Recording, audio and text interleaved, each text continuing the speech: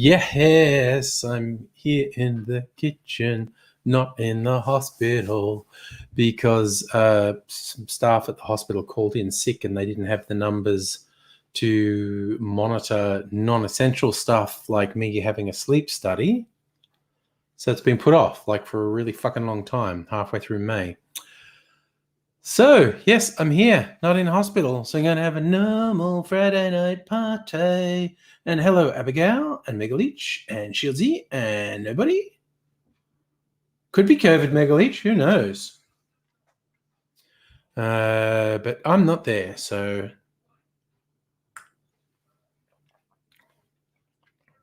It is a clarified porn star martini that has passion fruit in it.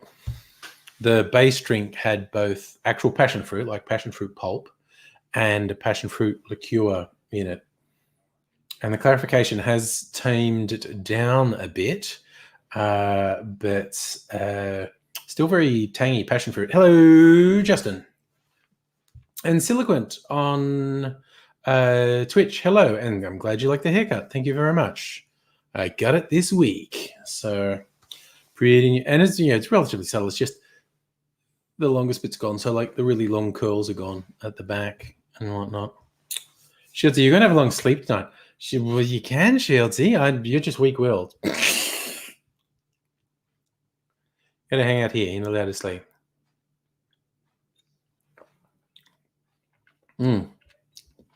It's really sweet from the liqueurs. So, yes. And you like the glasses too? Thank you. They're also new this week. I got the glasses and the haircut on the same day. Nobody, your brother, some friends, and yourself went to do something at church, groundskeeping. You got offered some free mulch for the garden. Okay, nice. Bit spot-o gardening going on. It's all good. So clearly I'm in cocktail making guard. I'm probably only making one cocktail tonight. I made the one last night, and I started making the video about the ice. And so there's just one more cocktail video, really. Yeah, Shieldsy, it's old Harry Potter. The truck dumped a full load of mulch in the car park. Managed to get one of the car parking spaces clear again out of the tree obstructed. Oh, good God. So it was it was a bit of a surprise, an entire truckload of mulch. Well,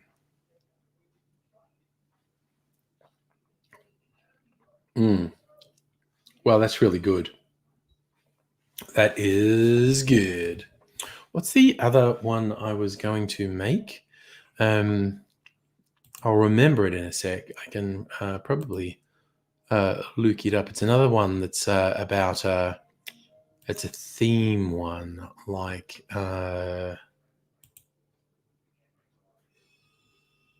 Monday. So it's somewhere around the 14th. I'm going to look up. Hiervance.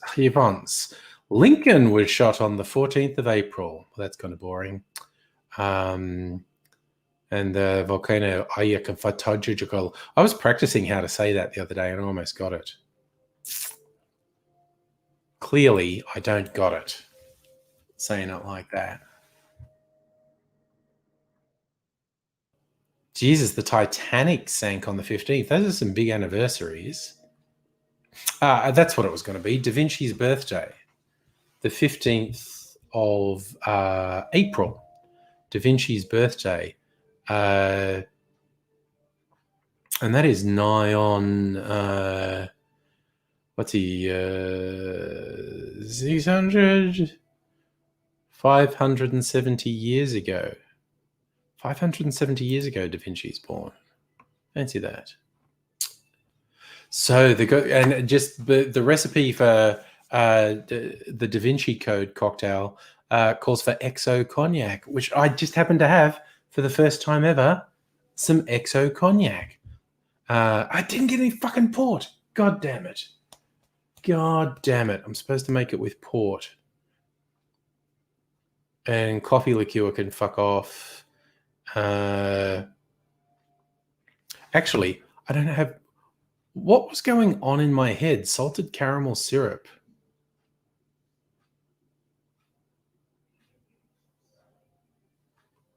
I thought I was going to make that, and I don't have any of those fucking things. Hello, Annette. You got a lot of back pain from all the work today. God, that's not surprising.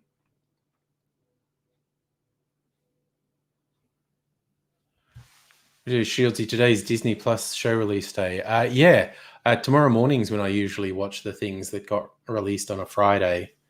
Watch some Falcon and the Winter Soldier. Oh, bloody Solar Opposites is finished, I think. The first season's over. And fucking American Gods finished. Still got a few shows to watch. Ruki saying you want to put Everclear in everything. I don't think you can legally get Everclear in Australia, or it's very difficult to get Everclear or Jesus, I haven't even been drinking and I can't say words. Polish Rectified Spirit, which I've played with in the past, but it's very difficult to get now. Okay. Tawny Port. Well, fuck me if that didn't just fuck up my whole plans. World's top 100 cocktails. What are the world's top 100 cocktails? Number one is the Porn Star Martini. That's fucking ridiculous. Amaretto Sour, Espresso Martini, French Martini. A very French Martini with cognac.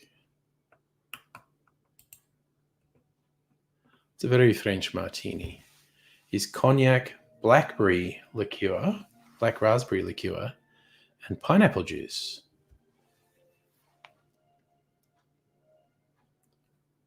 So it is French because it's got cognac. It's not a martini though. But still, I've not seen other people. I might do that. XO cognac just randomly again. Oh, Shields, are you watching the new Mighty Ducks? Ah. Annette, you think an amaretto? Because I haven't made an amaretto sour for my channel. I do the Morgenthaler recipe where you use some whiskey as well. So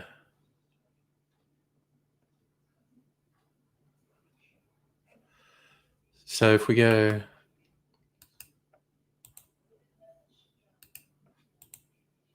Bog standard amaretto sour, they just go amaretto, lemon juice, bitters, and egg white. Yeah, so base sour. But an Morgenthaler recipe is amaretto and whiskey. That's what you want. An amaretto sour with the Morgenthaler recipe. Ooh, Annette's got a whole bunch of D&D books that Abigail's going to score by the looks of it.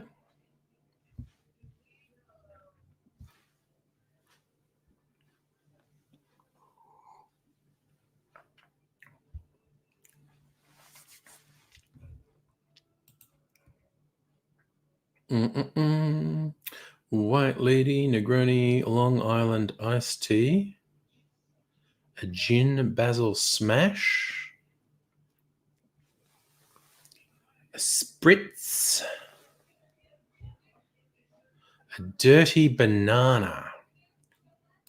Sounds like a porn movie, but you know.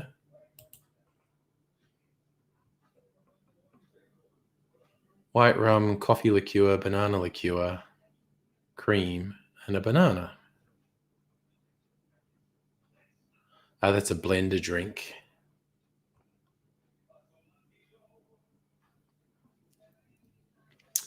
A blender drink. I could do that because I've worked out the little hand blender will blend ice.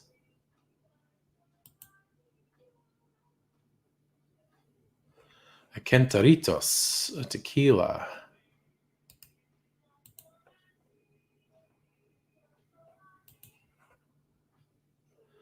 Kentaritos, tequila, orange juice, grapefruit juice, lime juice, salt topped with pink grapefruit soda. So that's a very fruity tequila drink.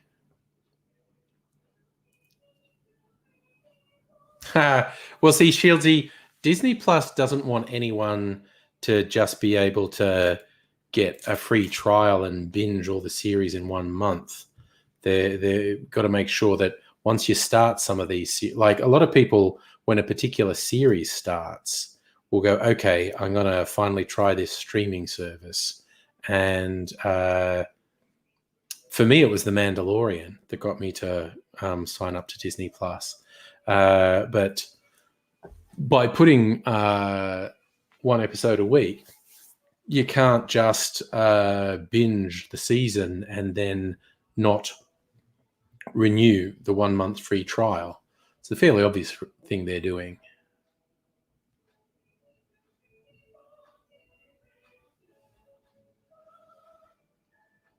And then you've got a 240-year-old men's 30-year collection of fantasy and sci-fi books. Wow. I'm paying for it too, Shieldsy. That's the idea they have. Yes, at the moment, I don't really have any interest in the Mighty Ducks, but I've been watching the Marvel series. They put what they're calling classic is the classic and hard to get, mostly really fucking cheesy Star Wars, like the Ewok movies and the Ewok animation. But they most importantly put the Genndy Tartakovsky Clone Wars animations on, which are fucking awesome. They're so good. Better than the prequel movies. Rukusen need to catch up with The Mandalorian. Yeah, well, it must be about time for a new Star Wars show to start, because they were fucking having 6 different Star Wars shows this year.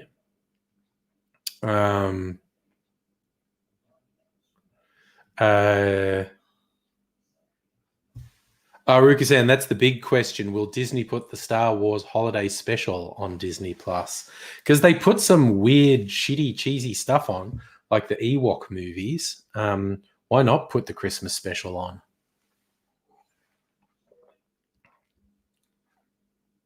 Shields, you want just this? I haven't been watching The Simpsons on Disney, because from what I heard, they had this obsession, instead of keeping it in the early seasons in their square format, they've upscaled them, which cuts out a huge chunk of the top and bottom of the picture, which cuts out a bunch of the visual jokes, which is a real fucking stupid lowest common denominator decision. But anyway, but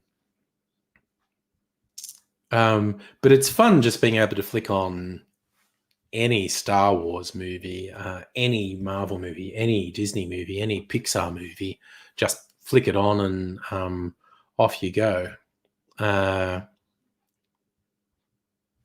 Annette, halfway through your 3rd old-fashioned Godfather. You know what I was going to make? I've finished my Porn Star martini.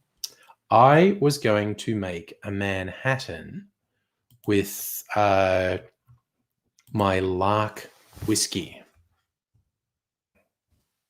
And I was going to experiment. I was going to use the fruity thing.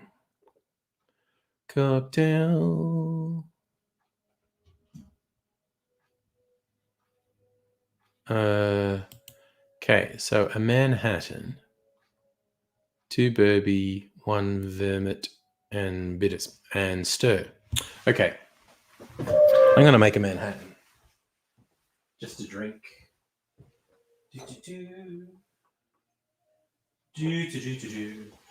Get my glass. Might chill it for a little bit.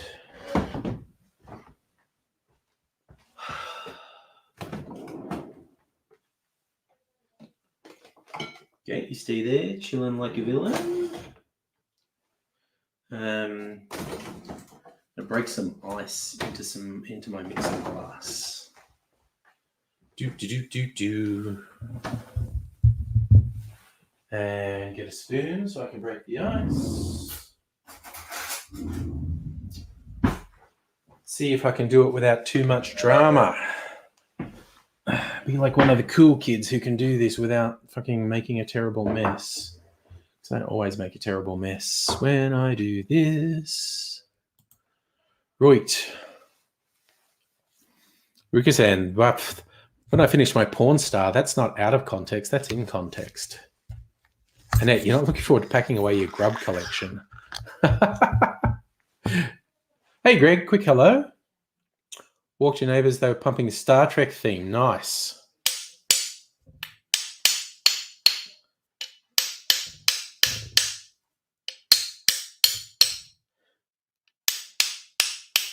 Come on, ice. Break, damn you. Break. There we go. Oh, fuck. That was going so well. And I just totally missed the glass. Come on, there's a big old fault line. Why don't you break? There we go. Yeah, Mrs. Angry's watching Deep Space Nine in the next room. Might occasionally hear bits of it.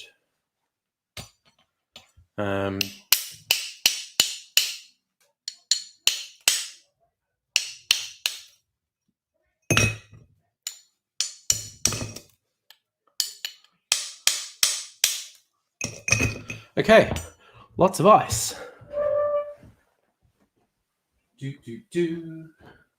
Put this back in the freezer. Now, instead of sweet vermouth, I'm going to experiment with Okar Tropic, which is like an alternative to vermouth. Vermouth's cousin. I'm going to get my sexy, tasty Lark whiskey. Oh, and I should get my jigger.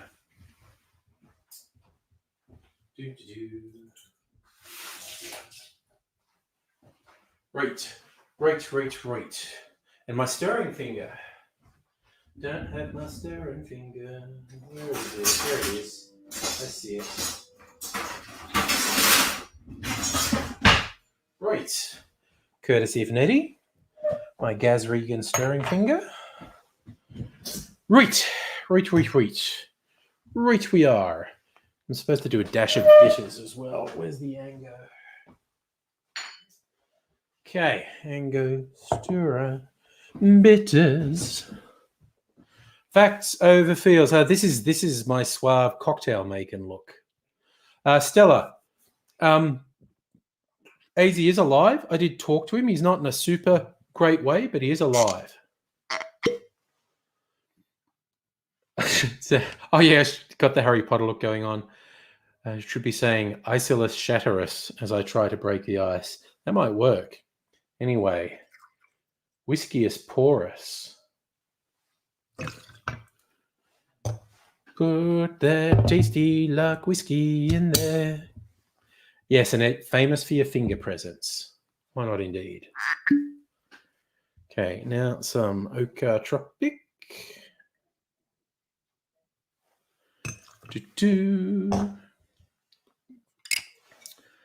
And just a dash of the Angostura.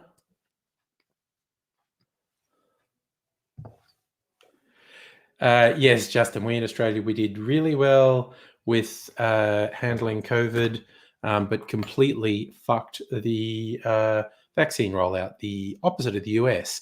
Interestingly, we only did so well with COVID because the state premiers told Scummo to go fuck himself, and we've totally fucked the vaccine rollout because that was totally in control of the federal government.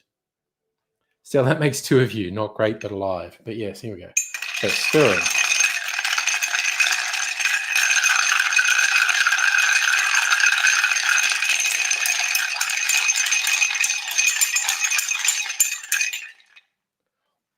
That's some kind of aggressive ASMR there. No, AIDS is not in hospital, but what I really meant with the name of this stream was I'm not in hospital because I was going in for I was going in for the sleep study, but they postponed it. Very late notice. Oh wait, it's my fucking strainers in the dishwasher.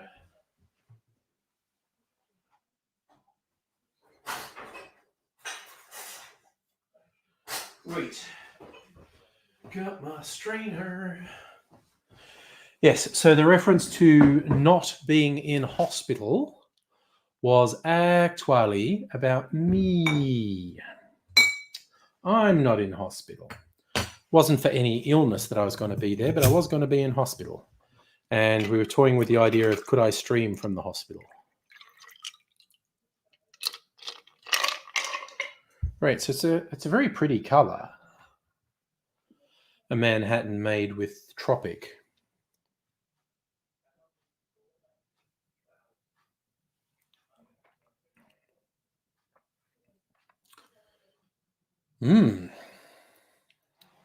That's good. Oh, pick up copious D&D game books. I might be able to help transport the D&D books. Hey, yeah, what if I go in hospital? They cancel me. Yeah. So yeah, no, Stella. Well, it's also true for AIDSy. AIDSy is not in the hospital either. So neither of us are in the hospital. I was meant to be in for very benign reasons, and it's been postponed. When AIDSy goes to hospital, it's usually for very far gone serious reasons.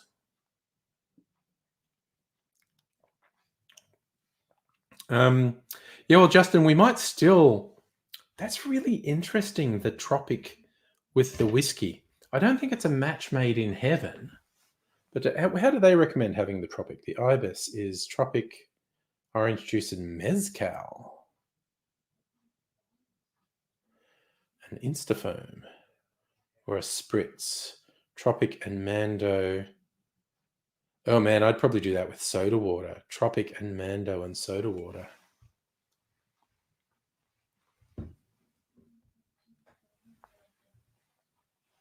Hey Lee, how's it going? Victorian hospitals look flash. Yeah, this is a pretty sexy hospital room. Nobody had trouble with your phone today. Lady from the support was great. Just got off the phone. Lady spoke with us, brightened up today. Nice. As opposed to the absolute nightmare I've had every time I've dealt with Telstra because they suck so fucking hard. So Chelsea, Queensland government keeps cement works in jobs through 2020 with border walls. Yeah.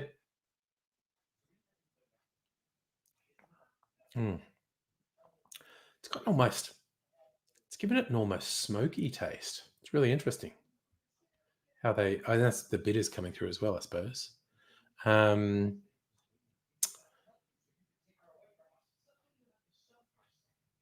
didn't give Abigail any Alistair Reynolds books in the sci-fi collection. She was interested in reading some. Okay. Yes, and Hazy lost a quarter of his brain, so it's pretty serious if he's in hospital. Yeah, is still like I spoke to him a day or two ago, and he's trying to be positive, but he's got a lot of hardship. Facts over feels. This is all medicinal. We're in the hospital. It's all medicinal. Yeah, no, Chris, no hospital. Very late notice. They called me and had to postpone because they'd had a couple staff members call in sick, and so they didn't have enough people to cover non-essential observation things like me and my sleep study. So currently, it's not going to happen till like halfway through May. So like 5 or 6 weeks from now. So yeah. So it was very late notice, but it means get to have a Friday night party.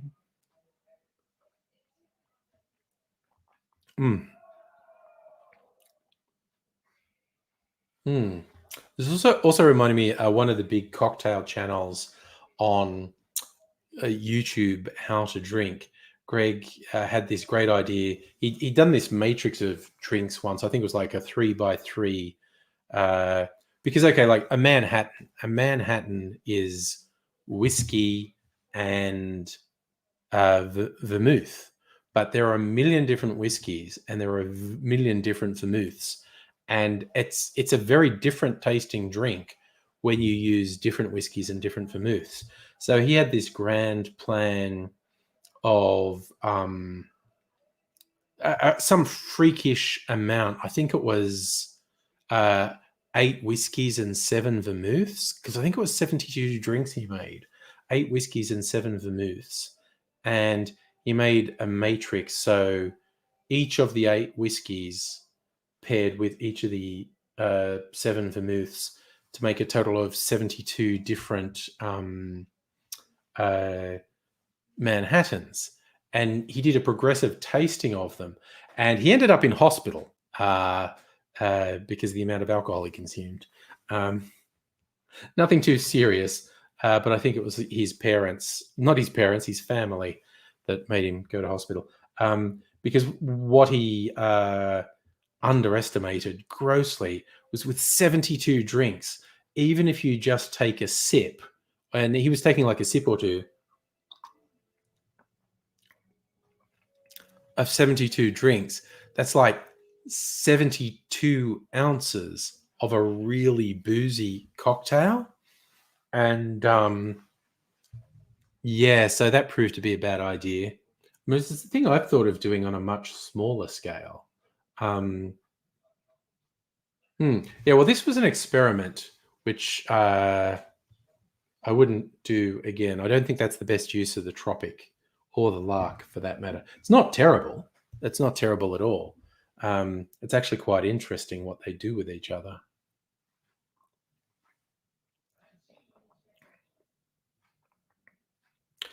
It's a little bit harsh. Just didn't quite work. Still, you got to crash out trying to reset the body to be function. Good. Okay. Look after yourself. Yes. Don't bite the dolphin, say fly. The sleeping, drooling, sleep talking, snoring probably won't happen for another 5-6 weeks. Yes, and it is not a really strong taste, the Okar Tropic, is it? I like the idea of this one. They're spritz. Tropic and Mando and something sparkling. I'd probably just do soda water. They're like saying, some sparkling white wine. And I'm not particularly fond of sparkling wines. So I might even just do soda water for a spritz. Probably won't do that tonight, but I might another night. I think what the Tropic has done with the whiskey is really flattened the whiskey. Like I say, it's not terrible. It's not particularly good, though. I might do. Okay, I'm not going to do a birdie da. Yay! I can't talk. My time.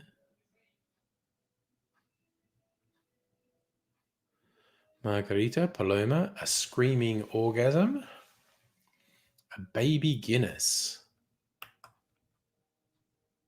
What is a baby Guinness?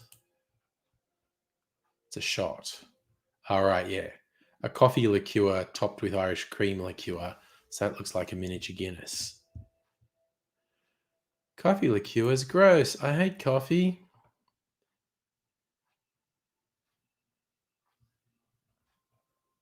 Picante La Casa. New entry at number 20 on the list. Soho House Tonic. So, chili, coriander, tequila, agave, lime. So that is a margarita with chili and coriander in it.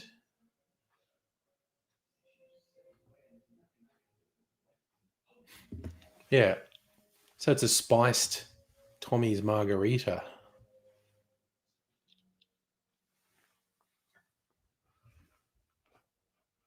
Doesn't really do it for me. Not that into spices. Shieldsy, when's the real party gonna start? Got a few drinks in me. I might make a cocktail. Earth Crow, you like coffee, you like dry martini. Crossing of both is an act of blasphemy. Fair call. I hate coffee. I like a dry martini. Especially, just fucking go to town, man. Make it nuclear. I've got some overproof gin. Make it with like 2 to 2.5 ounces of overproof gin and just half an ounce of vermouth, and just like balls to the wall. Wait, I think I am going to make. What was it? A very French martini.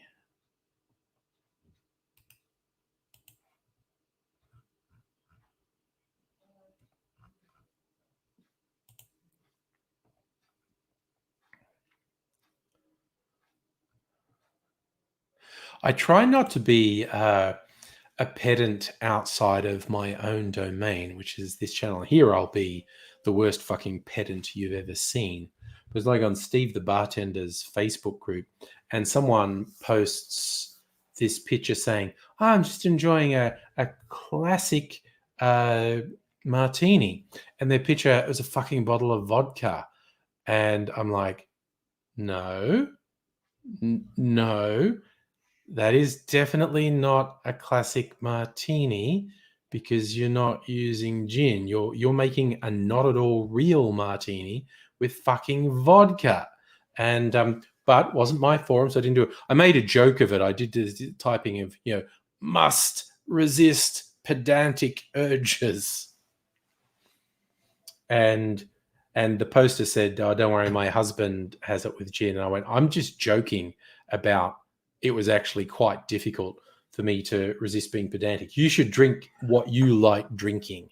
But yeah, I can't deny I had these pedantic urges. And the problem was, the thing that nearly made it impossible for me to resist being pedantic is she called it a classic martini. And I'm like, that is absolutely not a classic martini. Vodka is a latter-day pathetic substitution for gin. But and jokes aside, like, yeah, if someone asks me what I'm pedantic about it, I will be fucking pedantic. But I'm also a believer in let people enjoy things.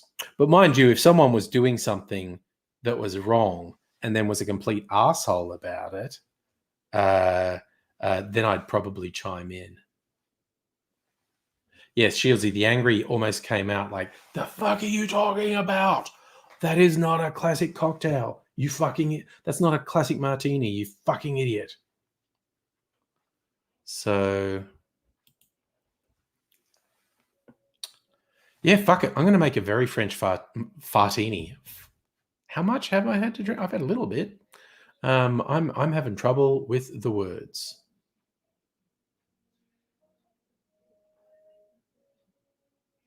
So this one's actually created by Simon Difford, the Cabinet Room in London.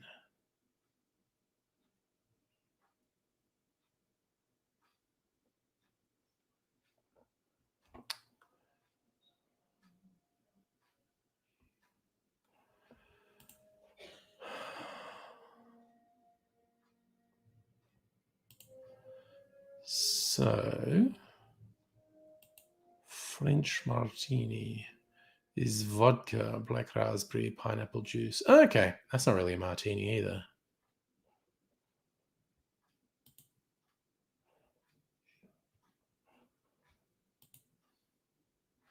Fartini. Yes, a fartini does not sound like a good drink. It absolutely does not sound like a good drink.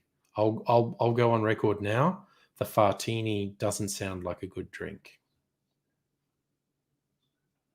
Right. Mate, to Megalich, you want me to make a fartini? You get the gaffer tape, you get the funnel. Yeah. Yeah, it's pretty disturbing conceptually. Right.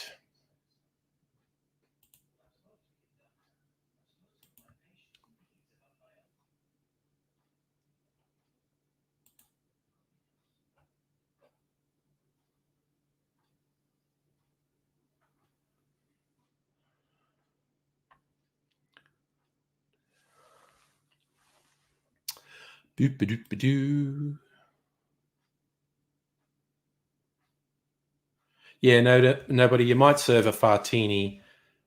Oh my god! I just thought, what would a fartini be? Because okay, I'm a bad person, but this just occurred to me because an olive is a common uh, garnish for a martini. I think a fartini is like you hold someone down and you put an olive between your butt cheeks and squat over their face and fart the olive into their mouth. That's a fartini. Going to hell. Going to hell for thinking of that. Yes, Abigail, that's also a good plan. Next time you fart near your son, just say, "Oh, no, that's what you should say. You should say, would you like an olive with that fartini?" That would, oh, gee, I hope I remember that. Next time I fart around someone or anyone farts around me, I want to remember and say, do you want an olive with that fartini?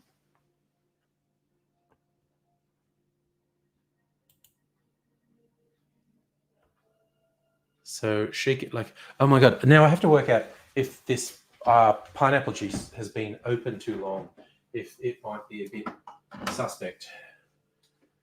I will test it. I'm going to look at it. I'm not going to drink it. If it looks okay, then I'll drink it. Because I did leave some of this too long once, and it basically went black. Kind of looks okay. I think that smells like the booze I had in there.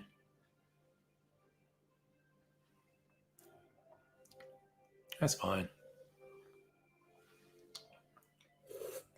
The old 100% method. Is this okay? I don't know. I'll drink it and find out. So, if I start projectile vomiting soon, we know the pineapple juice was not all right.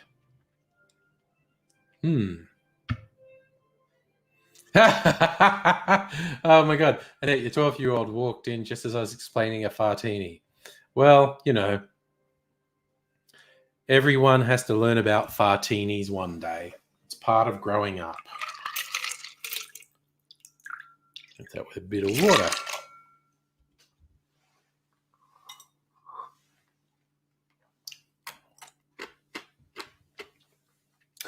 First grade. Was that Mr. Creosote? Give me a bucket.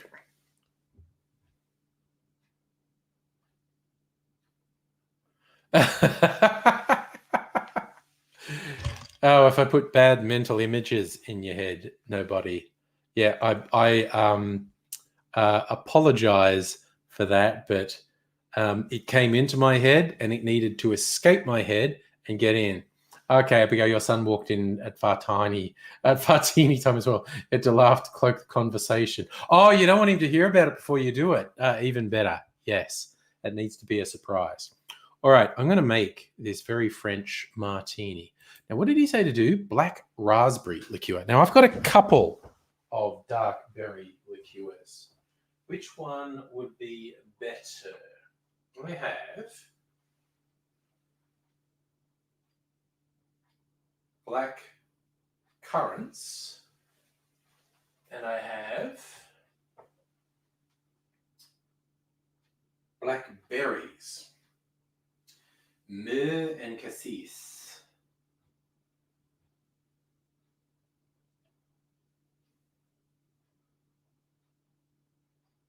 I'm going to go with myrrh, blackberry. Tasmanian blackberries.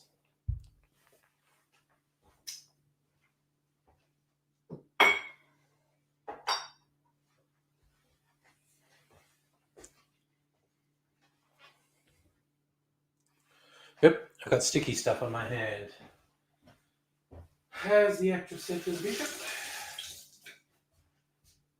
Let me quickly rinse that off. Sorry, I just remembered something over here.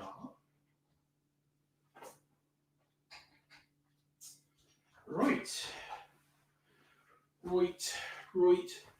You bloody well right. Going to chill another glass. Chill my coupe. Oh yeah, okay. My pre-game drinks are catching up with me now.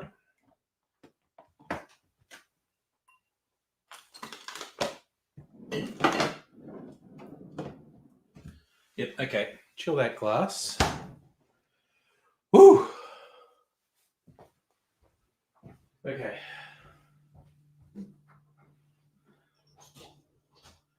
Mixing glass. Where's the other half of my cake? Come on, don't be difficult.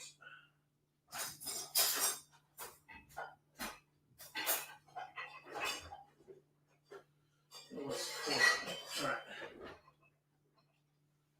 Whatevs. Okay, got my Boston shaker. Got my Boston shaker.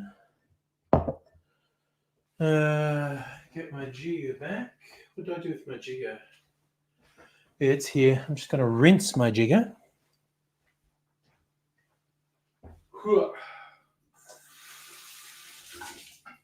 Right. You bloody well, right? Okay. Got my XO.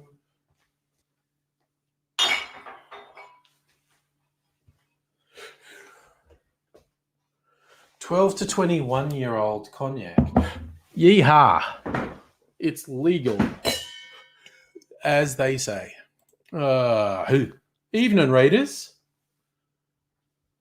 Oof. Nobody. It took you a while to clean your mind of the image I created. Mine's like a steel trap, rusty and outlawed federally. Yeah. I'm sorry about that Fartini image, but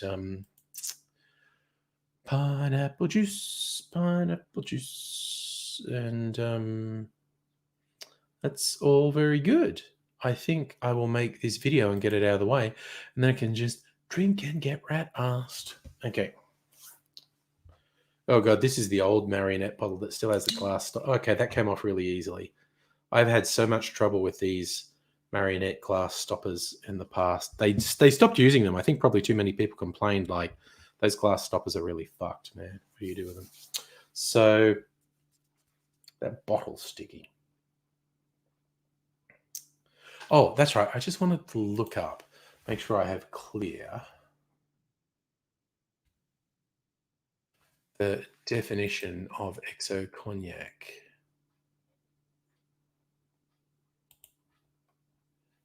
Extra old. Is that really only 6 years? So VS is 2 years. VSOP is 4 years. Extra old is 6 years.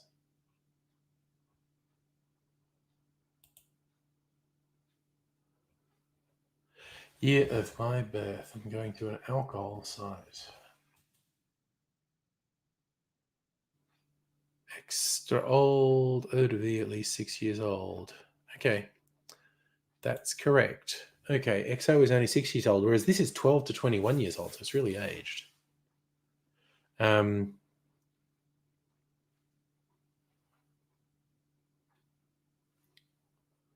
Right, I'm going to make this now. Might even do a little, some tasting notes on XO cognac.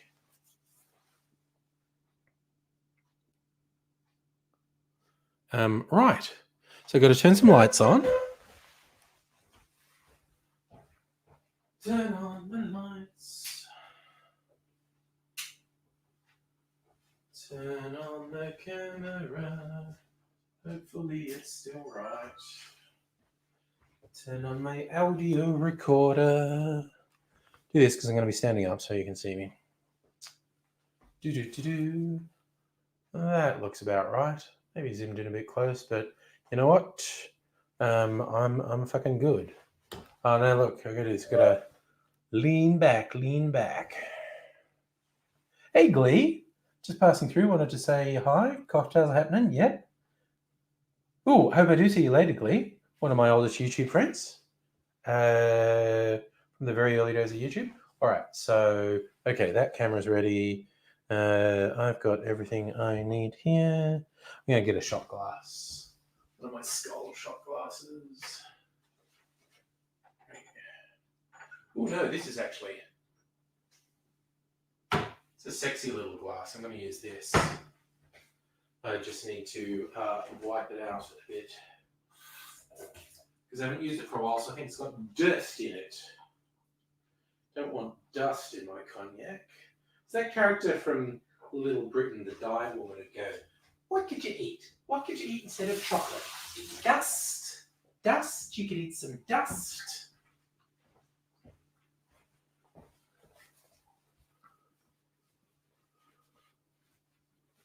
All right. I'm just about ready now.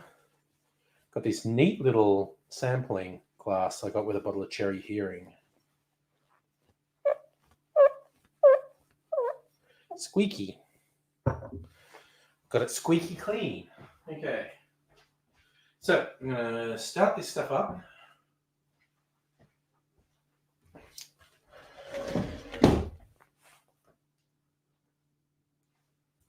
Oh, I just hit the wrong button and switched my audio recorder off rather than on. And then that happened, which I knew it would. Oh, switch back on the camera. All right. Now I think I'm technical problems. All right.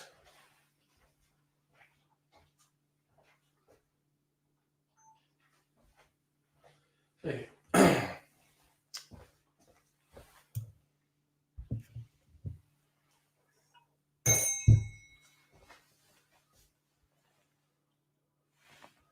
Camera's always going out of focus. It's really shitting me.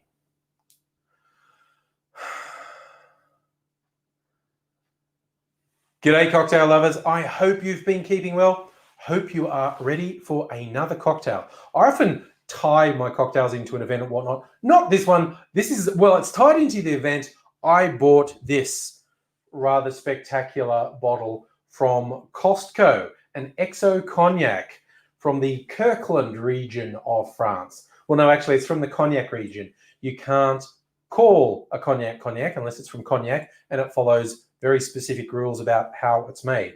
An XO has to be at least 6 years old. The age on this, they say it's a blend, 12 to 21 year old cognacs blended in here. And it's actually really good. I mean, it's always a joke that, Kirkland brand stuff is terrible, but a lot of their booze, oh my God, that just sprayed all over me. Okay, that was unexpected. Must have been under pressure. Now I smell like cognac. I suppose there's worse colognes in the world. Yeah, but anyway, the Costco people actually get a lot of their booze from very high-end distilleries who then swear them to secrecy because it's like, yes, you can buy 1 million liters of this stuff we've made, but don't say you got it from here because that would devalue our premium brands. Like their French vodka is rumored to come from the same distillery that makes Grey Goose, which sells for much more than Costco vodka. And this cognac, which I have tried, I'll give you a few tasting notes. Because, yeah, this is a very aged brandy, and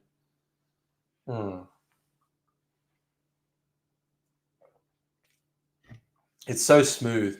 Like, I compared it to an unaged brandy I have that I quite like. This just has a much richer, fuller, sort of fruitier flavor. The unaged brandy was quite sharp by comparison. Absolutely the sort of thing you could just sit and sip by a fireplace from, an appropriate snifter and muse on deep topics. But I am going to make a cocktail with it. I found one, I was just looking at what can I make with XO cognac, or what cocktails are recommended to use XO cognac. And I found one called the Very French Martini. And it was on the different side. It's actually a riff on a French martini created in about 2015 by Simon Difford for the bar he's working in London. And neither the French martini nor the very French martini are actually martinis, but sometimes people just arbitrarily call things martinis. Anyway, this sounded quite good, so I'm going to make it now. And first up is the cognac. Hey, crazy atheist, what has lockdown done to me?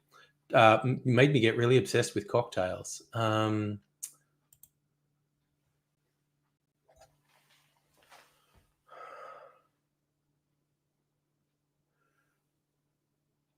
We're going to start with 1.5 ounces or 45 mils of our XO cognac.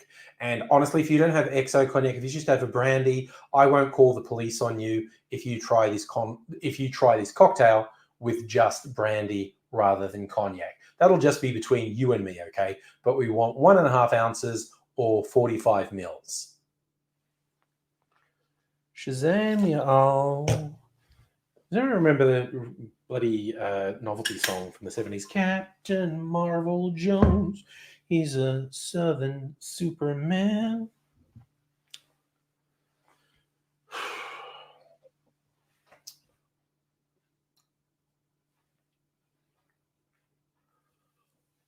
We're also going to add 1/2 ounce or 15 mils of blackberry liqueur. Now you can improvise here if you don't have this. Blackberry liqueur is usually called Mur. This is a local product from Marionette made with Tasmanian blackberries, but you get raspberry liqueurs, you get black currant liqueurs like cassis. What we're talking about is a berry type fruity sort of liqueur. So if you've got something that's not exactly this, give it a go. You never know what'll come out the other end.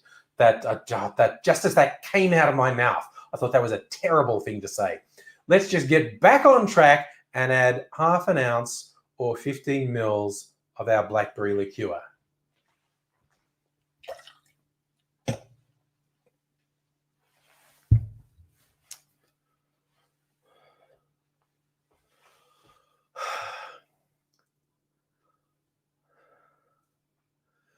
The final touch is 1.5 ounces of fresh pressed pineapple juice, or in my case, freshly opened. As I always say, pineapple is the hardest juice to get fresh if you don't have the right equipment for either pressing or juicing them, which I don't, but I do have this stuff in a can. It's like no sugar added, no preservatives, all that. So it's pretty good. And I'm going to add 1.5 ounces or 45 mils of pineapple juice. Do-do-do-do-do-do-do-do.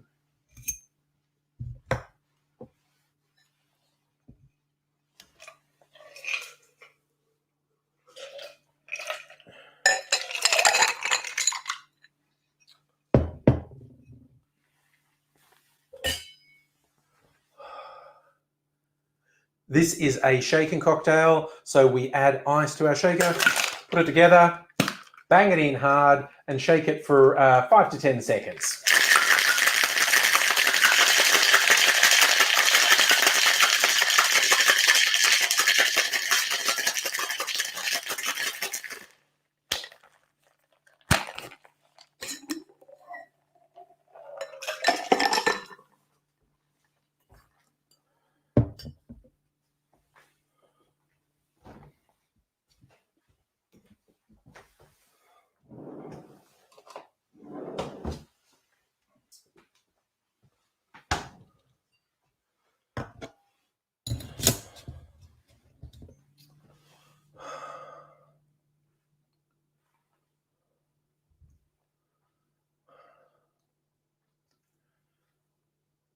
Now I'm going to strain this into a chilled coupe glass. I'm just using my Hawthorne strainer. You could fine strain it if you want, but I'm not bothered if I get some little ice chips in there. Nicely, nicely. It's a very dark looking drink, and the pineapple juice has made it a little bit frothy. As I was doing this, I was thinking, this would probably be really interesting as a clarified cocktail. I'll let you in on a secret. When I make the videos, I tend to make the cocktail twice. Once to camera, talking to you, and then once, usually the next day, I'll make it again for close-ups. And because that's during the day and I usually don't want to be drinking cocktails in the middle of the day, for fun, I often milk clarify those cocktails. So through the magic of editing, after I finish tasting this, I might show you the clarified one as well, and a bit of a comparison, because you can see it's a very dark and frothy cocktail this way. But what does it taste like?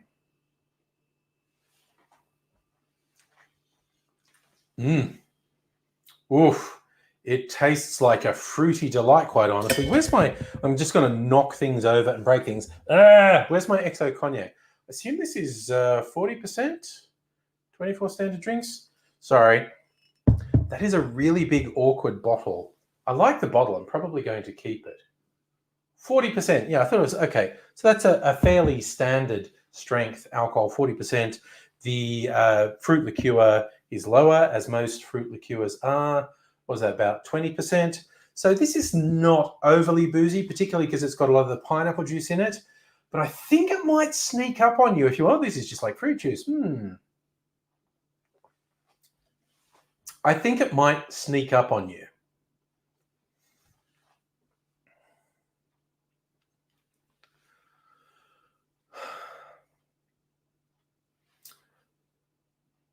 Well, there you have the very French martini, which is absolutely not a martini and only partly French with the cognac. And if I did the editing right, a clarified version as well for comparison. Very tasty, and I think it's worth going. I don't think it actually shows off the cognac, though. I think everything blends in. I think maybe I need to make a Sazerac or something that's very cognac-centric to really get a feel for that cognac in a cocktail. But this is very tasty. If you like light tasting fruity drinks, you will like this one. The very French martini is light and fruity and very enjoyable. And if you do make it, I hope you do enjoy it and let me know about it. And hey, if you're not already subscribed to the channel, it'd be great if you did. Hit the notification bell so you know when I upload, so you see the next cocktail adventures, maybe more with my XO cognac, maybe more with my rather large bottle collection. What did you do during COVID and lockdown angry? I bought a really quite significant amount of alcohol, to be fair, and I've been stockpiling. My bottle collection has doubled in the last year. And of course, I've emptied a few of them, but the sheer number of bottles I have now is double what I had a year ago. And I don't regret a thing. So I hope wherever you are in the COVID stakes, things are going okay. I hope you look after yourself, look after other people when you get a chance to. And until I see you again, I will say cheers. Sorry, now I've just got to turn off some things, move some things so I don't break anything. Pour a little bit more of that in there.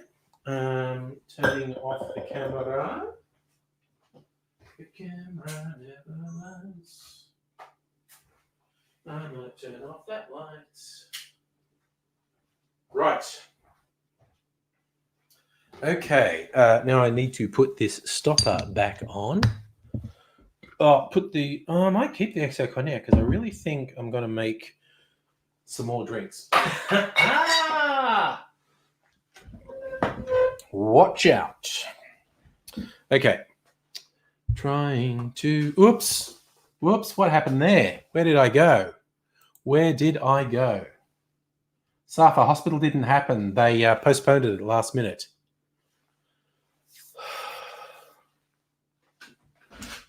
Yeah, this... I see we got in a talk about pineapple. This is imported. This is Dole pineapple. This is from Costco.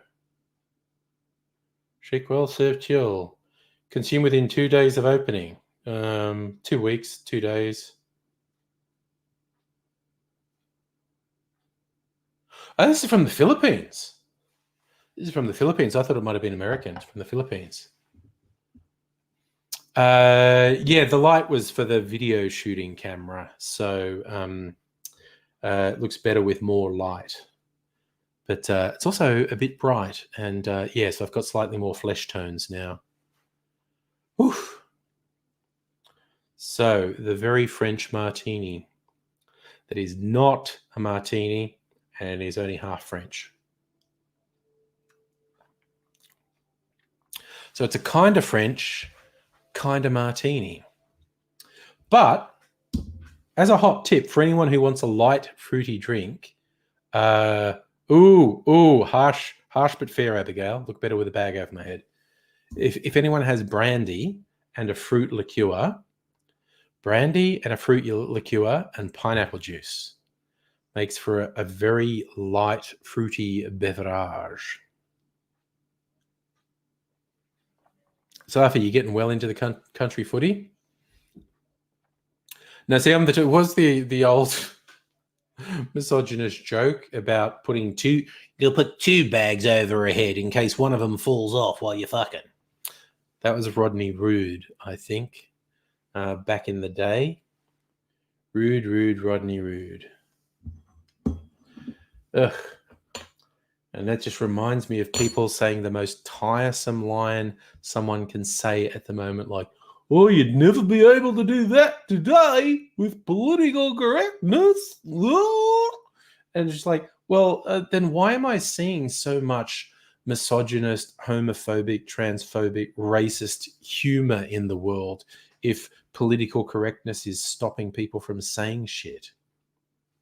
So, and what was most disturbing, I did see an interview where Mel Brooks said, oh, you couldn't make Blazing Saddles today.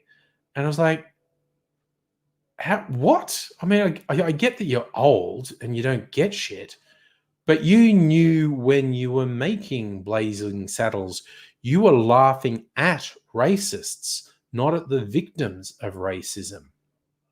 And there is a shit ton of stuff that comes out in media today that's laughing with racists and patting racists on the back. It just really fucking aggravates me when someone says, oh, couldn't do that today, political correctness. Fucking stupid. So if saying Friendly Geordies was sold out in Melbourne, I didn't actually know he was doing shows in Melbourne. He wasn't part of the official program. When we were first talking about the comedy festival, I looked at who was on there and he wasn't on the official program. Does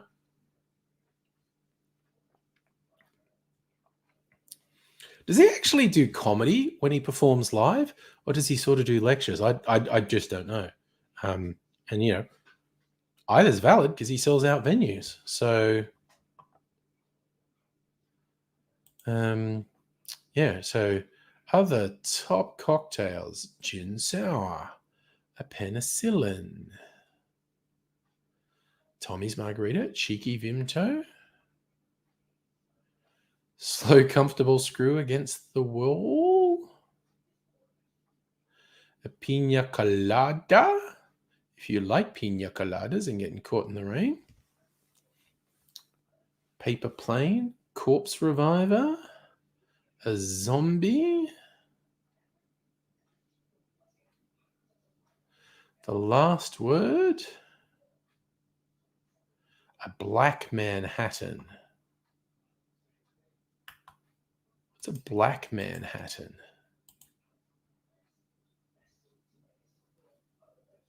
A Verna Amaro, a Manhattan with an Amaro instead of a vermouth. Oof, I got that Amaro Montenegro. No, it's not a Verna. Ooh, I might try one of those. So for not even 20 Celsius tomorrow. I think Sunday we're looking at like a maximum of 15, and that was after having 30 yesterday. Fucking Melbourne in autumn, or Victoria in autumn, man. Nobody. Entertainment from previous years wouldn't happen in prior years. Stuff before that isn't repeatable. Comedy's new. Yeah, stuff changes. Yeah. Abigail, black Manhattan's like a white Manhattan, except the cops keep pulling it over to ask if it owns the car it's driving. Yeah, that's about the size of it. So I'm torn between making more cocktails and I've got milk clarified cocktails in the fridge. Naked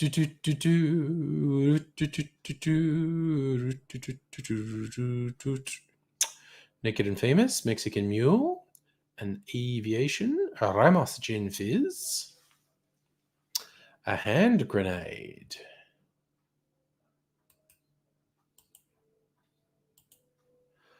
Hand Grenade is gin, white rum, vodka, and green melon liqueur and pineapple juice. All right, so yeah, this a variant on a Long Island iced tea. It's like put a bunch of white spirits in there, and then something with color, and in this case, green melon liqueur and pineapple juice. An old fashioned, a rum sour. How do we do a rum sour? That says rum, orange juice, lime juice. That's an interesting mix. Orange juice and lime juice. Cane syrup and an egg white.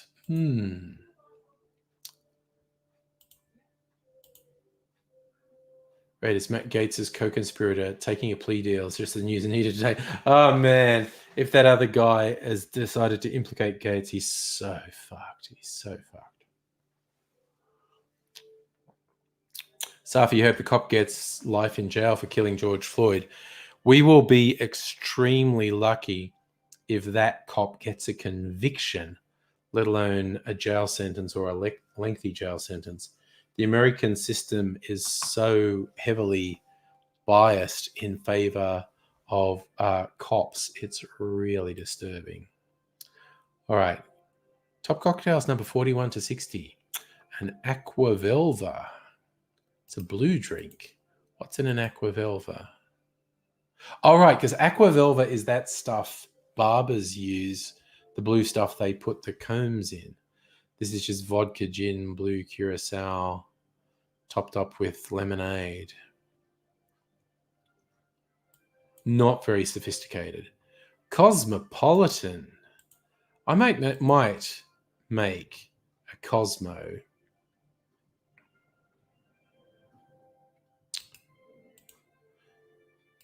I might make a Cosmo for my next vodka is bullshit video.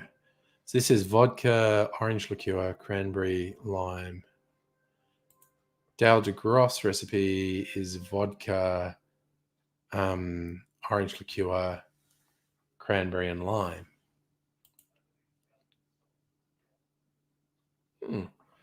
So Difford recommends equal vodka and orange liqueur, and de Grosse is 3 to 1, 1.5 shots of vodka and half a shot of orange liqueur. I might make that my next vodka is bullshit video. And no, Annette, you've gorged yourself in with boxes, and then the cat brought in a rat for you. Oh my God, no.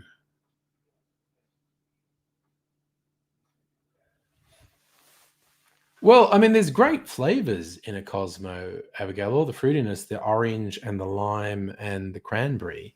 So I'm just going to make something where the spirit has more flavor than vodka, and see if that brings the Cosmo to a new level.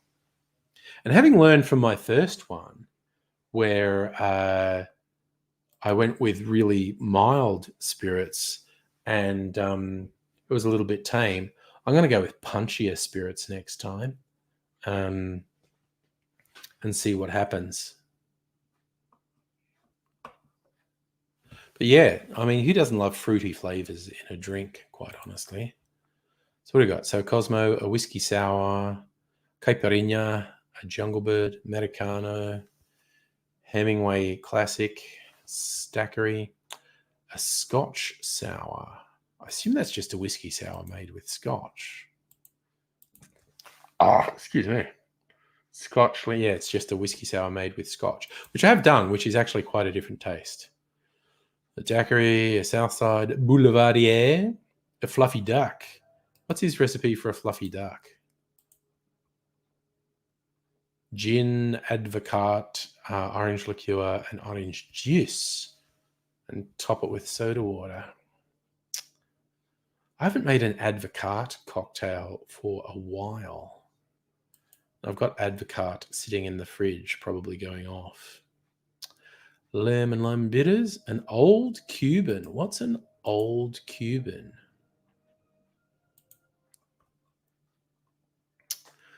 Mint, rum, lime, sugar syrup, topped with champagne. Yeah. Limoncello spritz, like my limoncello. Dry martini. Eastern Standard. What's an Eastern Standard? I don't know what that is. That's cucumber, mint leaves, gin, lime juice. That's a gin sour with cucumber and mint.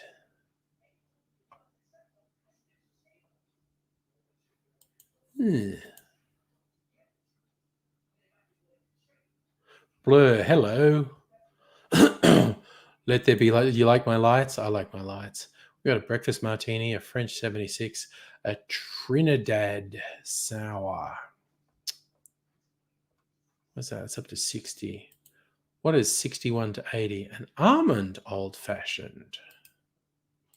How's that different from an amaretto? Oh, that's okay. So that's, yeah, okay. That's an amaretto old fashioned. So yeah, I do that with bloody Mac instead of amaretto is an almond liqueur. Mac is a macadamia liqueur. I do an old fashioned with a half shot of Mac, and it's fucking great. In fact, I should do that with the lark with Mac. That would probably be good. What's a carajillo? Carajillo, liquor 43 and coffee. Okay, that's shit. That is absolute shit. Blood and sand. Ooh, what's a shaft? Shaft. Who is the man? Another coffee one. Fuck coffee, honestly. Coffee, vodka, Irish cream, coffee. Jesus, get fucked. A Vespa, a Brooklyn, an old-fashioned, a white Negroni, a vodka sour. Martinez, passion fruit daiquiri, Army and Navy, pineapple martini, hanky panky, Jaeger bomb, a fat tire. Okay, what is a fat tire? Rum, Amaro, orange juice, and pineapple juice. That's interesting. Rum and Amaro and orange juice and pineapple juice. It's definitely interesting. Oh yeah, Safa, it's fucking Friday night is party night. Gonna do the cocktails. Hello, Celtic King. Mezcal margarita, tequila sunrise. Cubata. What's a cubata? Gin and lime juice and cola. That is a weird fucking drink. Gin and lime juice and cola. That is a weird fucking drink. Sazerac. I think I'm going to make an XO cognac Sazerac. Fitzgerald. Boston Sour. What's a Boston Sour? Probably looked this up before. And so it's bourbon, lemon. What? That's a fucking whiskey sour. Whiskey, lemon juice, sugar syrup, egg white. What the fuck? I don't know what's going on there. Just Sazerac. They say split between cognac and whiskey. Ooh, and okay, maybe I'll do that. Okay. Fitzgerald, a gin and it. Rattlesnake shot. Negroni's the Bartiglio. There's an Italian word that's Sbagliato. Sabaglito, which actually means mistake. So the rumor was that the person who first made it made a mistake, and when they had the mistake called out, they go, but it tastes nice. We'll call it the mistake, which is in Italian Sabaglio. Blur, egg white is an extremely common ingredient in drinks. It makes them foamy and gives them a nice rich texture. And if you're worried about, can I get salmonella from egg white? The fucking alcohol will disinfect anything unless it's a really fucking dodgy egg. But also, I have in the fridge a carton of pasteurized egg white you can get from the supermarket. French 75, Singapore Celine, The Bee's Knees, Between the Sheets, Missionary's Downfall, Garibaldi, Final Word, Maple Old Fashioned, El Presidente, Godfather's number 99. One of Nettie's favorites, The Godfather, has slid to number 99, and that's just whiskey and a nut liqueur, basically. So if we're not going to go places waiting on the vaccine, yeah, even as the fucking Morrison regime absolutely fucks the vaccine rollout. What did I have in there? That was the cognac. They say okay. It's kind of fun recommendation from Diffords to split the Sazerac base between rye, bourbon, and XO cognac. Blur, I'm mad for the cocktails, my friend. So I've been using egg white in cocktails for years. Oh, yes. Oh, crazy atheist. Cocktails with an intact egg yolk, not cocktails. If that's the sort of thing you do on a dare, you do like shots with an egg yolk in them. There are lots of cocktails that have a whole egg. If a cocktail has a whole egg in it, shaken up, that's called a flip. And they tend to kind of taste like meringue. Facts over feels. Excellent line. Godfather at number 99. What did I do to be disrespected like this? Excellent line. I love it. Crazy atheist. I think if it was an egg yolk, that would be like a dare drink, like some sort of shot that has a whole egg yolk in it. But there are a lot of cocktails that have an entire egg in them, and they're called a flip. Safa, have I had a milkish drink called kiffer before? I think I've heard of it. You might have even mentioned it before, in fact. But I haven't had one. Interestingly, kiffer is a French word that means to like, or to love, or to be crazy about. That is really interesting.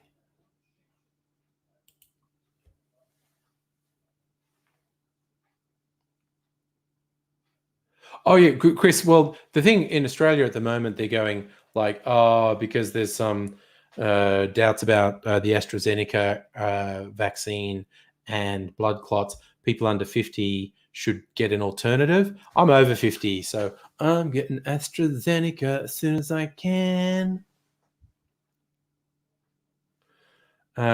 So yes. Yeah, crazy atheist. You're kiffer atheism. You love the atheism. Smoke me a kiffer. I'll be back for breakfast. Nice Red Dwarf reference, Abigail. I like it. Kefir is a fermented drink. Traditionally, so you spelt it wrong before. So we got on this whole thing about what kefir means. Kefir is bacterially fermented milk drink. Oh, really? Has Prince Philip popped his clogs? Now I have to open a news site. Dun, dun, dun. Drunk driver. Don't think it's hit Google News yet. Joe Biden. Let me have a look. Prince Philip. He's dead! The zombie is dead. At 99. He's looked dead for approximately 10 years. See you later, Phil the Greek. So, yeah. Phil the Greek go bye-byes. All right, I'm going to put this back in the fridge. Oh, yeah, he doesn't get a letter from his wife, Lee, because he didn't make it to 100. Put this in the fridge. For anyone keeping count at home, I'm a little bit drunk. Okay, so if I go high proof rye whiskey, high proof whiskey. Oh.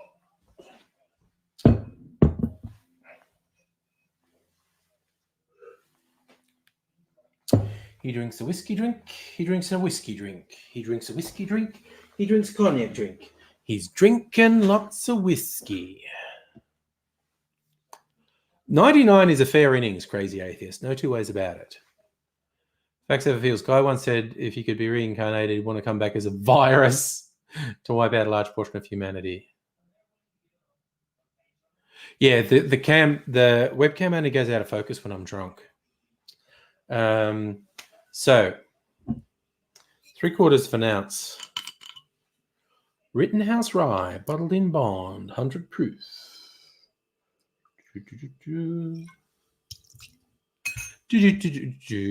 I'm supposed to okay, I want to be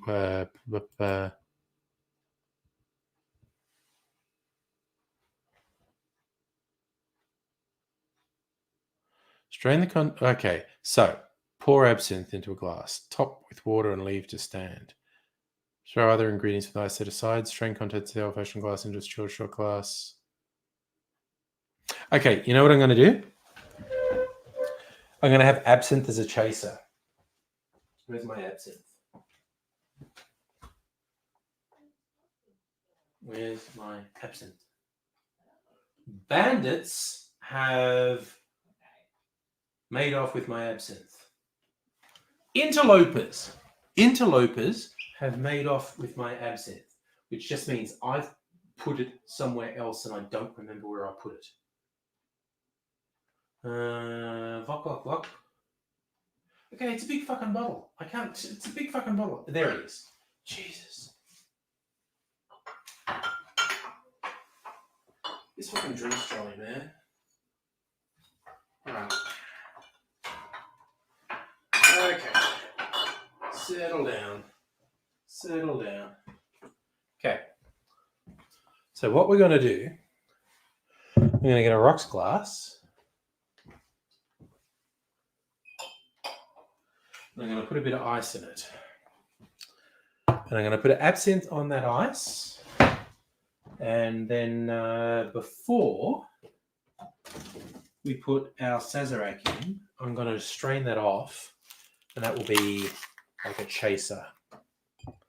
Got a block of ice. Actually, I'll keep this out because I want ice to stir the Sazerac with. You can close. You can do that. You can do that. Sugar syrup. Peychaud's bitters. Where is my Peychaud's bitters? Where is my tasty sugar syrup? Yeah, boy. I'm going to use my cinnamon sugar syrup for a bit more flavor flav, as the saying goes. Okay, so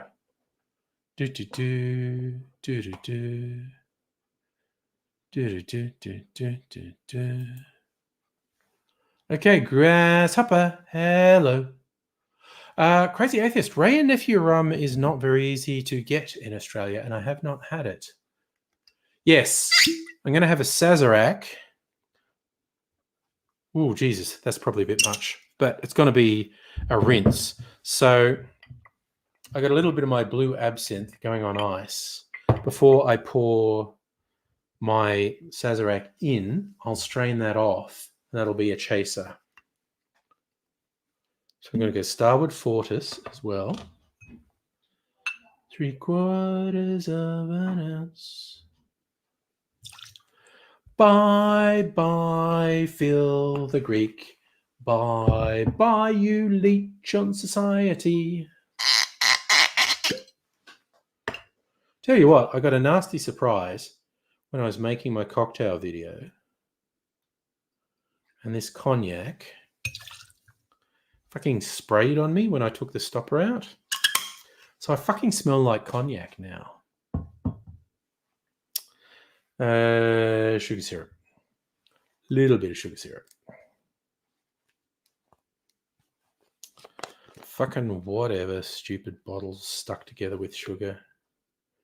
A little bit of sugar syrup. Cinnamon sugar syrup. And now we want some bitters. Throwing in the pea shells, bitters. Nobody's off his head on painkillers. But that's for legitimate medicinal reasons. As is me getting off my head on cocktails. It's for purely medicinal reasons. Right. You bloody well right. L3, hello. Too cold to drink beer. Never too cold for ice on my cocktails. I will have ice in my drinks in the middle of winter.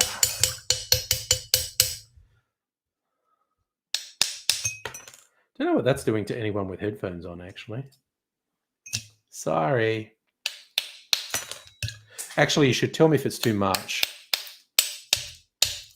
And I'll switch off the microphone when I do it. And you just get me miming cracking ice then. Whiskey is a good winter drink. Yes, Lee. Okay, Blur, not that bad. Are you practicing guitar, Blur? Is that what's happening?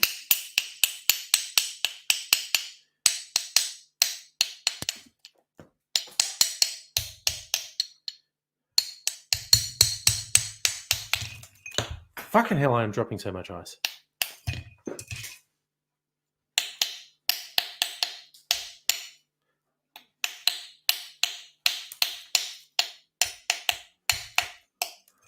Fuck it.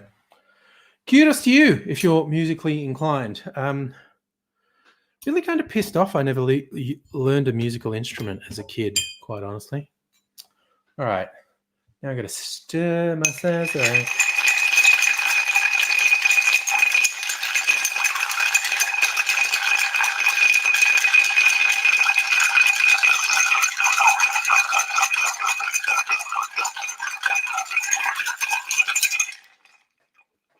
Again, got to thank Annette for this because this is so much easier to stir with than a spoon. I always fuck up stirring with a spoon. Okay, where is my strainer? It's hiding over here.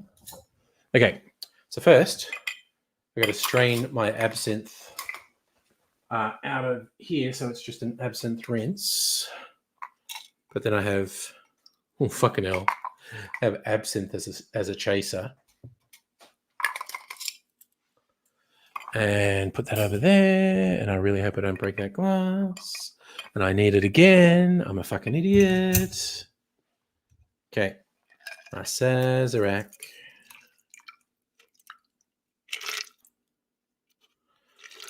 All right. Norland's fine. Oh, man, that is really dark. Norland's finest, the Sazerac. Blue, you have a sense of rhythm over melody. Yeah, fair enough. And Lee, you learn piano, then left-hand guitar and drums. Nice. Oh, yeah. Chris, if you're unfamiliar with my absinthe, the maker of this absinthe, which is called Jacques Sirot, which sounds very French, but it's actually Spanish. They color code their absinthes by strength. Green is a really common absinthe color. Their green absinthe is 75% alcohol. Then they do a red absinthe. Sorry, the green absinthe is 70% alcohol. They do red absinthe that's 75% alcohol. This blue absinthe is 80% alcohol. And they have a black absinthe, which is 85% alcohol. Abigail, you learned the dorkiest instrument in school, the recorder, I'm betting. Lee, you don't have to be better than Paul McCartney or Ringo Starr. Oh, and there's that little licorice absinthe smell in here.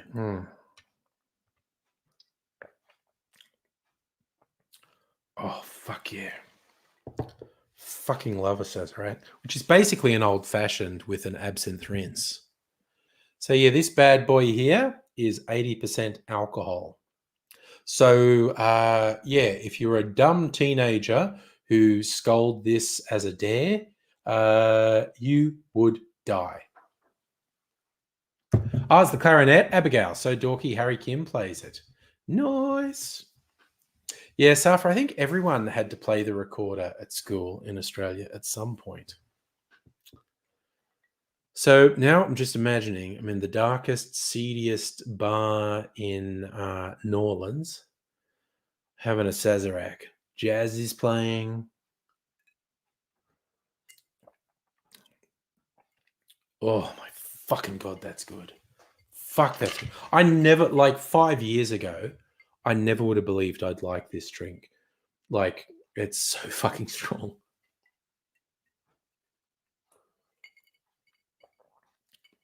It's amazing how your palate can change, though. Yes, I'm just sitting in a dark, seedy New Orleans bar. Jazz is playing. Someone said they're going to take me to meet Papa Legba later tonight. Safa, do you find jazz relaxing? It depends, like, because there's an incredibly broad spectrum of music that comes under the umbrella of jazz. Like anything, like country or rock or pop or classical, there's an incredible spectrum of stuff that comes under the heading, and some of it I really dislike, and some of it I'm really into. But I think, yeah, jazz, bluesy jazz, just mellowing sort of, yeah, that's pretty good. I think everyone thinks the recorder sucks. Fuck, that's a good drink. That is such a fucking good drink.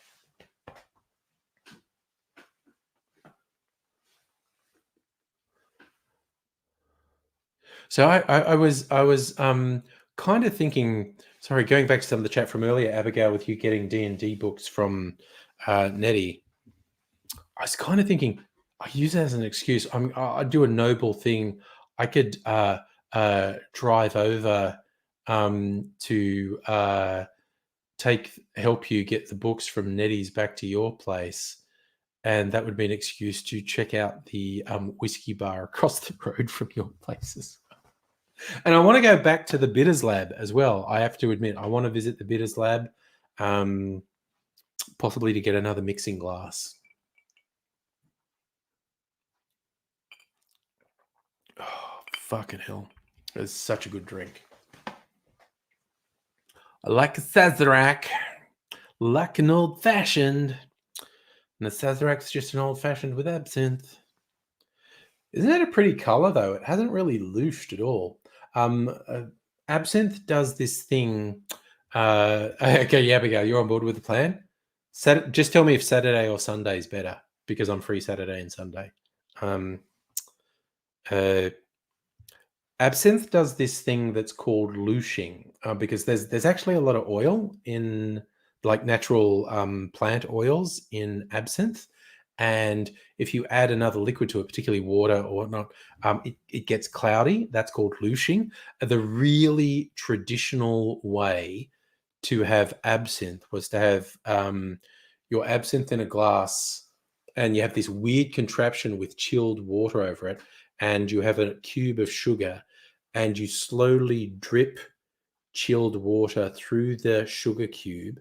So then sweetened water drips into the absinthe, and it louches, and you let the cold water drip through to a dilution you're happy with. Then you drink the absinthe. But there would have been a bit of melted ice in this, but this has not really louched. It's still that rather beautiful, brilliant blue. But it's definitely diluted. So I'm really interested that it hasn't, because there's no fucking way I poured that much absinthe in. No way. So that's a lot of water in that. Still probably 40% alcohol because how strong it is. Saturday, okay. That's I'm assuming Nettie's still here somewhere. Put it in pencil. Saturday, aka tomorrow, a trip over to get D&D books. Raiders, you went on a Diana Krall binge a while back. Diana Krall is pretty good. Yes, Canadian jazz pianist. Sorry, this is one of those drinks. I'm really sometimes I fuck up when I mix cocktails and they're not great, but a good Sazerac is very good, and this is a good one. Every time I sip this, I'm like, fuck me, that's a good drink. Oh, God, yeah. Because, yes, okay, Megaleech, if there are any Alastair Reynolds books, we will check out Nettie's sci-fi books as well, just in case there's something good in there. Because some people say a Sazerac is made with rye whiskey. Some say cognac. Some say bourbon. But what I did was the recommendation from the different site, like split the base, equal parts, 100 proof rye, 100 proof whiskey, and XO cognac. Mamma mia, that's a good drink. I'm allowed to do stupid racial stereotypes when I'm drunk. Ooh, wait till I break out the blackface in an hour and say it's completely justified. Stay tuned, kids. I'm going to do blackface in an hour.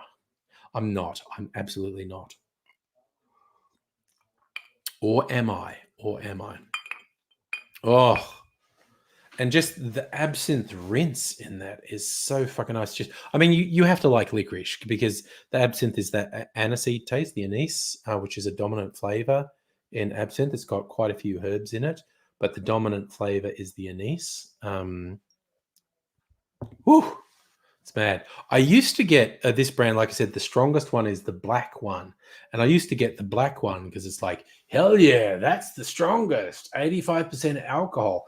But it makes drinks go really murky and they're visually unappealing.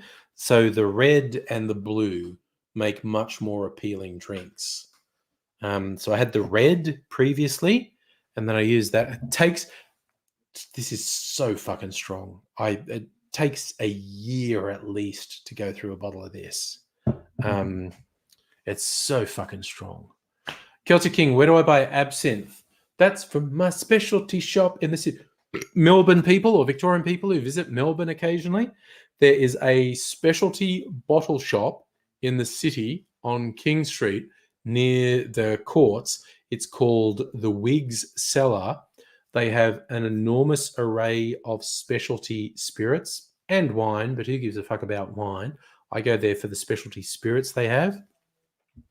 It's the only place I know in Melbourne where I can get this. There may be other places, but it's the only one I know. But I will occasionally go in to see my man in the Whigs Cellar and just say, "What's good? What's good?" I want something different. I want something different. Like one of the times I've got this French apple liqueur over there that also has hints of walnut called Le Bleu, and it's real good. Celtic King, you and Toby both want to try absinthe. It's a really strong flavor. You have to like licorice, okay? It's a really, really strong licorice flavor. If you don't like licorice, you won't like absinthe because it's a very strong flavor. It's definitely an acquired taste, but you can put a tiny bit, like there's literally, like I just rinsed the glass with absinthe for this, and I've got all those great booze flavors, and then just this really light absinthe in there as well. It's fucking great. I love it when I make a drink and I just spend all my time going, man, this drink's fucking great. I made a really good drink. Add a little bit more. That's mostly water, but it's a little bit of booze. And it won't hurt me to have a little bit of water anyway. In fact, the next bit of water I should probably put in the absinthe, to be fair. You really want to try it? You like licorice, Celtic King? Look, it's absolutely an acquired taste. I mean, again, absinthe purists can be as annoying as any other sort of purist or snob, like wine snobs, whiskey snobs, rum snobs. Absinthe snobs will do this thing that you're only allowed to do this thing, like the thing I described, where you drip chilled water through a sugar cube into the absinthe. Man, I even put absinthe in my Pepsi Max, and it's great. And an absinthe purist would lose their fucking mind over me doing that. Don't be a purist. I mean, okay, I'm opinionated. You all know me. I'm opinionated. And you get me started on something I'm opinionated on, and I'm gonna fucking go to town. So the tip is probably don't get me started. L3, looking at 20 grams of amnesia haze. Nobody, purists have their place. Outside, away from people who want to enjoy. Yeah, you've got to let people enjoy themselves. I mean, if someone really asks me, like, should I do this? Should I do that? I'll answer them. I'll say, look, honestly, if you want the best experience, try this, try this. But if you don't like it, do the fucking thing you like. Like, I have a joke among the other YouTube cocktail channels. There's this one guy who we see on a Facebook forum who's a fucking pain in the ass, and he complains about people calling Malibu rum, because Malibu is only about 20% alcohol. It's a liqueur. But in some provinces, it's called a coconut flavored rum. Or rum flavored with coconut liqueur. But anyway, it's just like he's a pedantic fucking dick and we all hate him and we make jokes because the thing that really triggers him is people calling Malibu rum. So we all call Malibu rum, just to be simple. Like I did put a video on my channel last week declaring there had been a worldwide survey on what was the best rum in the world, and all the judges in the world agreed Malibu was the best rum in the world. And Malibu is actually shit, quite honestly. Look, no harm, no foul if you like drinking it. But the thing is, all the flavors in Malibu are really fucking artificial. And the difference between Malibu with its artificial flavors and, say, a rum that's actually been infused or macerated with a real coconut, they're light years apart. Yeah. But if you fucking like Malibu in your drinks, Jesus, do it. Do it. If it's what you like, do it. But if you're going to ask me, should I use Malibu? I'm going to say no, because Malibu's fucking shit. And if you don't like my opinion, don't ask for it, because I'll fucking give it to you. Safi, your local tug or the local tug in your mum's town is shutting down. Happens, man. It fucking happens. What are you going to do? All right. It's not even 10 o'clock and I'm pretty drunk. We're going to fucking go to town tonight, aren't we? Jesus. In my random YouTube... okay, completely changing the topic. Browsing around YouTube tonight, I found this doco on... okay, I'm too drunk. I don't remember her name. But she put together the original Doctor Who theme for the BBC Radiophonic Workshop. And the way the BBC Radiophonic Workshop worked is individual people's name didn't get mentioned. Now, if you look up who composed the Doctor Who theme, it will say Ron Grainer. And he did. He did actually compose the Doctor Who theme. But the original really wild and crazy electronic Doctor Who theme was put together. Now I'm going to look it up.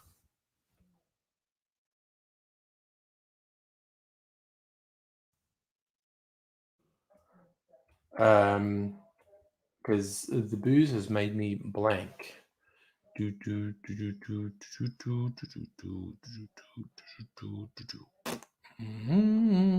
wrote the Doctor Who theme? Ron Grainer. Who really created the Doctor Who theme song? Dun to Dirk on load web page load web page load. Yep, this is her. Who really created it? Ron Grainer composed the piece. Delia Derbyshire. Delia Derbyshire is a fucking genius. Again, see if you can find it.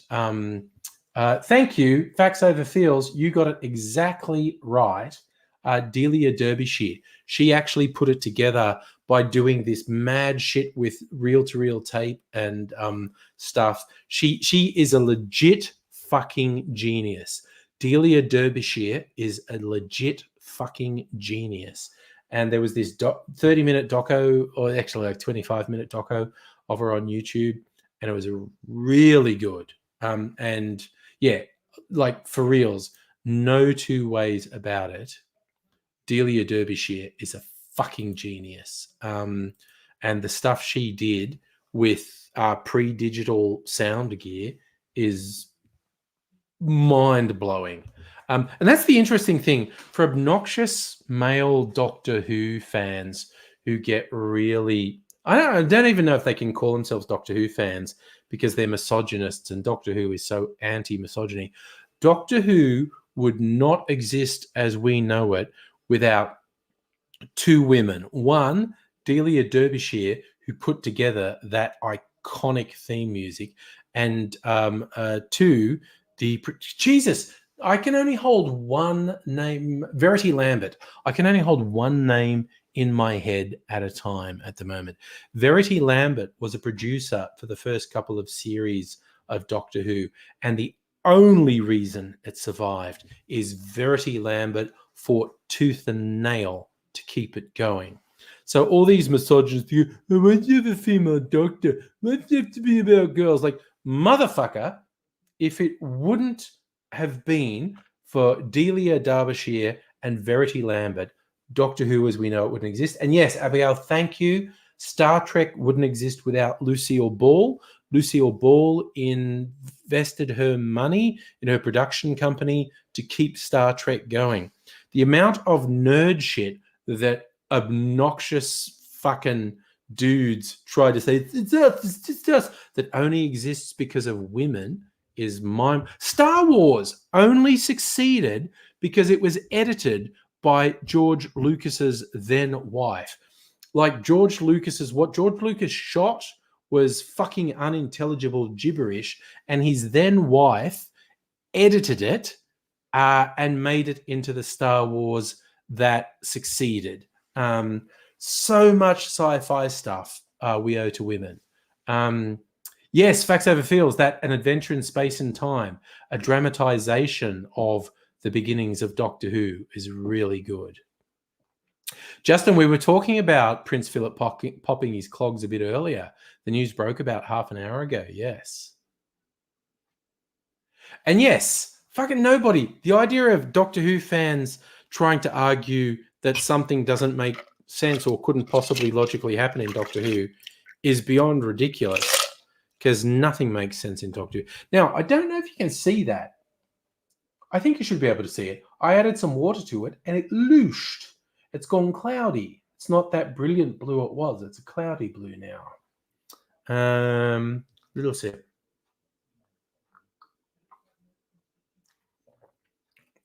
Oh, my God. That is such a strong licorice flavor. I should just neck this. Woo! Petit Wallaby, hello. It has been a while. I hope you're well. I hope you've been well. Facts Over Feels, my cocktail channel is called Angry Cocktails. If you are interested in seeing me make cocktails and learning about cocktails, by all means, I would greatly appreciate a subscription. Only if it interests you. Only if you're going to watch, because yes, while there's some gratification. Oh, look, I got a subscriber. It's really only of any value if it's interesting to you. But Angry Cocktails is where I'm putting a lot of my creative energy lately. I usually put up like 3 videos a week. Okay, it's not even 10 o'clock. and I am reasonably drunk. I mean, I'm clearly still able to articulate. Petit Wallaby, you like cocktails? Nice. I like cocktails. I've been drinking cocktails. In the last 2 hours, I've drunk about 4 cocktails. They were reasonably strong, so I am reasonably drunk right now. Oh, okay. The only question is, what next, really? Oh, I was thinking of a Black Manhattan, wasn't I? Whiskey with an Amaro. What whiskey would I put with an Amaro? The Fortis again? Maybe the Fortis again, actually. My 100 proof Melbourne whiskey. Starward, star with the stars on the bottle, like my starward. Ba-ba-ba. Oh no, Blue, you're fucking up your fingers trying to play the guitar. Oh no. Safa, would angry cocktails have happened without COVID? Short answer is yes. Slightly longer answer is I had been planning to do the cocktail channel for quite a while. Like I had put a bunch of cocktail videos on the Angry Aussie channel, and I'd been planning to do a dedicated channel for at least a year. But COVID was my motivation to just do it. So I launched the channel in February, I think last year. So that was before COVID got really bad. But yes, it would have happened without COVID, but it's what motivated me to finally just, do it, get the channel going. So I had been intending to do a cocktail specific channel for a year or even 2 before I actually made it go live. So there you go, short answer and longer answer. But yeah, we got it. Facts over feels. You saw my vodka is bullshit video? That's the most recent one that went up today. That was fun. Because I explored Porn Star Martini, which is a very popular vodka-based cocktail. And okay, vodka's bullshit in cocktails because it brings nothing but alcohol content. It does not bring flavor. So what if I subbed it out for other spirits that bring flavor? So I do a Porn Star Martini with gin, one with white rum, and one with tequila. And I see which one I like best. And I'm going to do more of them. The next one's, because there's Cosmo Day in May or something. So I might save the Cosmo for Cosmo Day. Do a vodka is bullshit. So make Cosmos with spirits apart from vodka for that. But yeah, I've just got to look up other popular vodka cocktails and make them without vodka. It's like, how do you improve a vodka cocktail? You use literally any other spirit, anything, and it's better.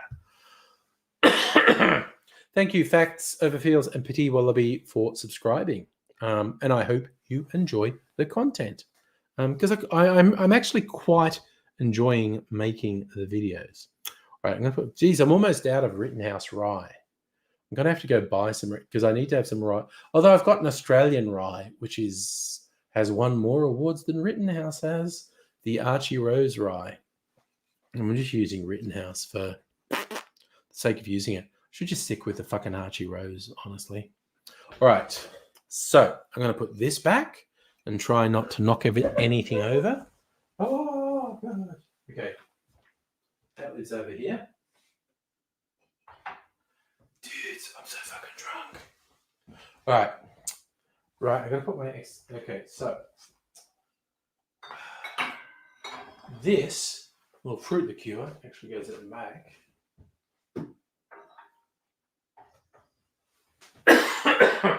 Got a cough. Put my XO cognac back. Look at that fucking bottle, man. Look at it. Just fucking look at it. I think I want to keep that bottle. Don't know what to do with it, but I think I want to keep it. Oh, dude, so fucking drunk. Okay.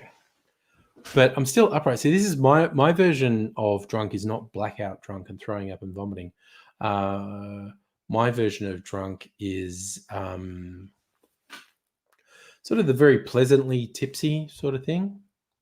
Yeah, Chris, I gotta keep stocked up. I might actually, even though I've got an Australian rye from Archie Rose, I might replace the Rittenhouse with more Rittenhouse. Oh, I could get Bullet. Could get Bullet rye. What's Dan selling? Dan Murphy's opening hours. Dan Murphy's. How much do they sell Rittenhouse rye? Ooh, they've got bottled in bond. What the fuck? I didn't know they had bottled in bond. Motherfucker, but I can get it delivered. Fucking hell, man, I can get bottled in bond. Oh no, I've always had bottled in bond. I think I'm on the Droogs. Why did I forget that?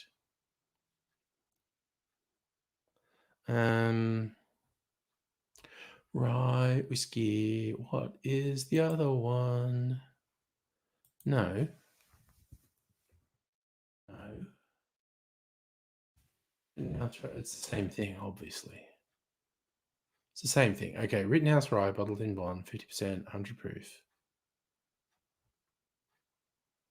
Fucking hell, nearly $90. Jesus. Okay, so what is Bullet rye?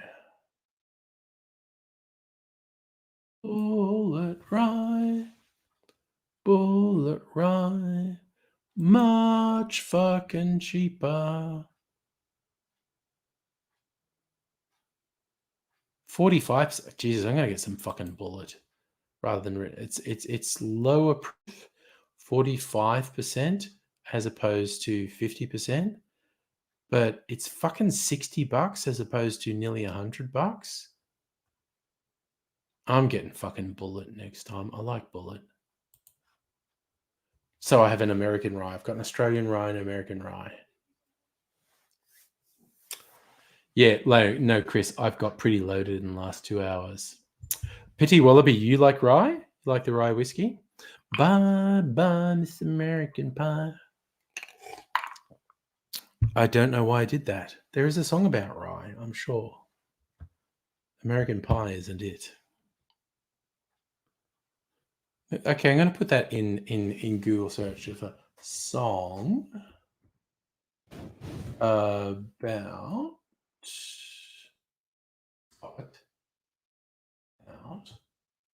rye. Song about rye whiskey. Rye Whiskey by Tex Ritter. There are songs just called Rye Whiskey.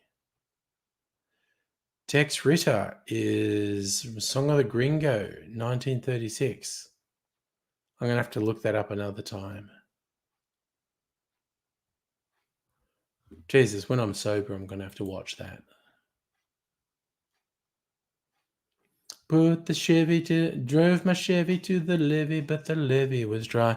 I, way back in the deep, dark past, 30 years ago when I was at college, I got into this American folky singer-songwriter, Christine Lavin, and she's still going. She must be like fucking 70 now. I don't know. She's older than me.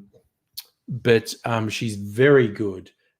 She about half her songs are funny and half her songs are really touching and emotional.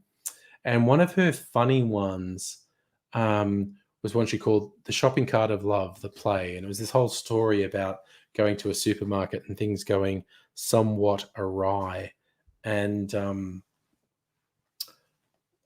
she managed to work in the line at one point of someone saying, yes, she tried to drive the Chevy off the levee, but the levee was wet, which was such a good joke.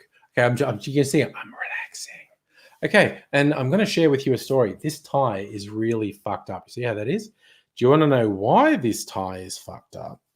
Because this tie, which has the cat in a hat in a library, I wore this tie to a job interview. Hello, what are you looking for?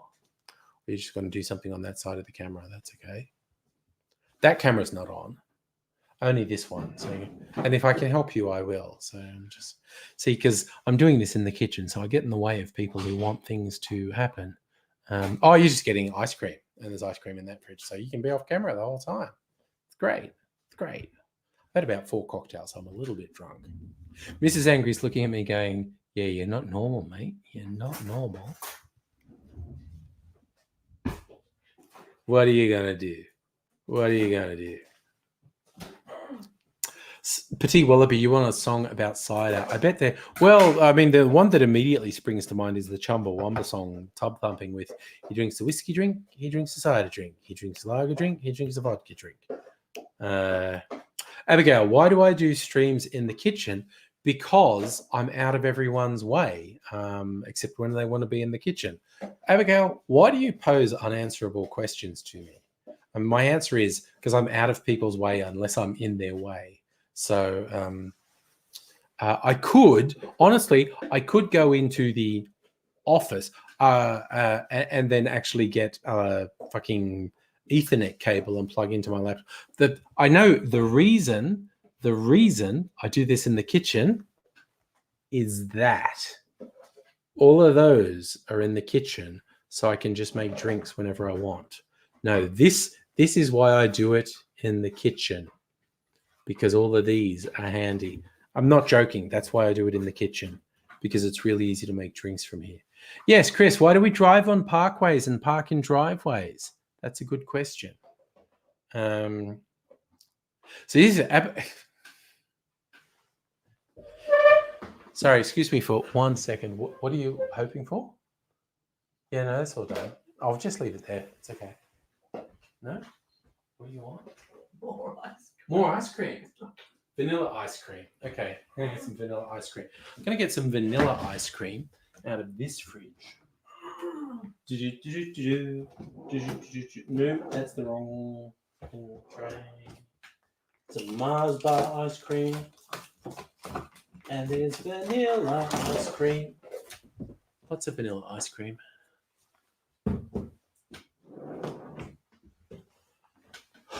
Dessert time. Heine, you have to change all your cameras to non-daylight saving time. Mega Leech, Parkway is an American name. Oh God, I thought, what was that noise at the fucking sliding door?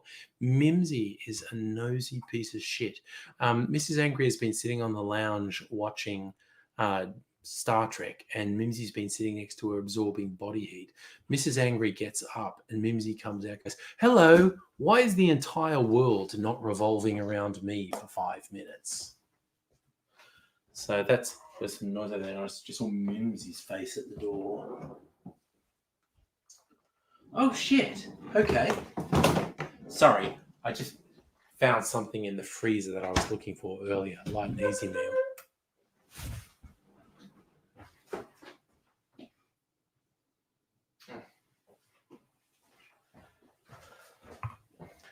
Sorry, I just ran off to get an actual kiss. Yeah, no, you're just finding stuff in the freezer. Okay. Cool. Parkway is a time. Okay, Chris says it's a highway. A highway. Okay. Why can't we get high on highways? It's really fucking frowned upon by the cops. Why are they calling them highways? Oh, I think I'm going to have to go and take a whiz. So Chris is telling us in North America, some highways and high-speed avenues are parkways. Okay, good to know. Oh, nice. Petite Wallaby, everyone in your office is posting pictures of their dog. Excellent.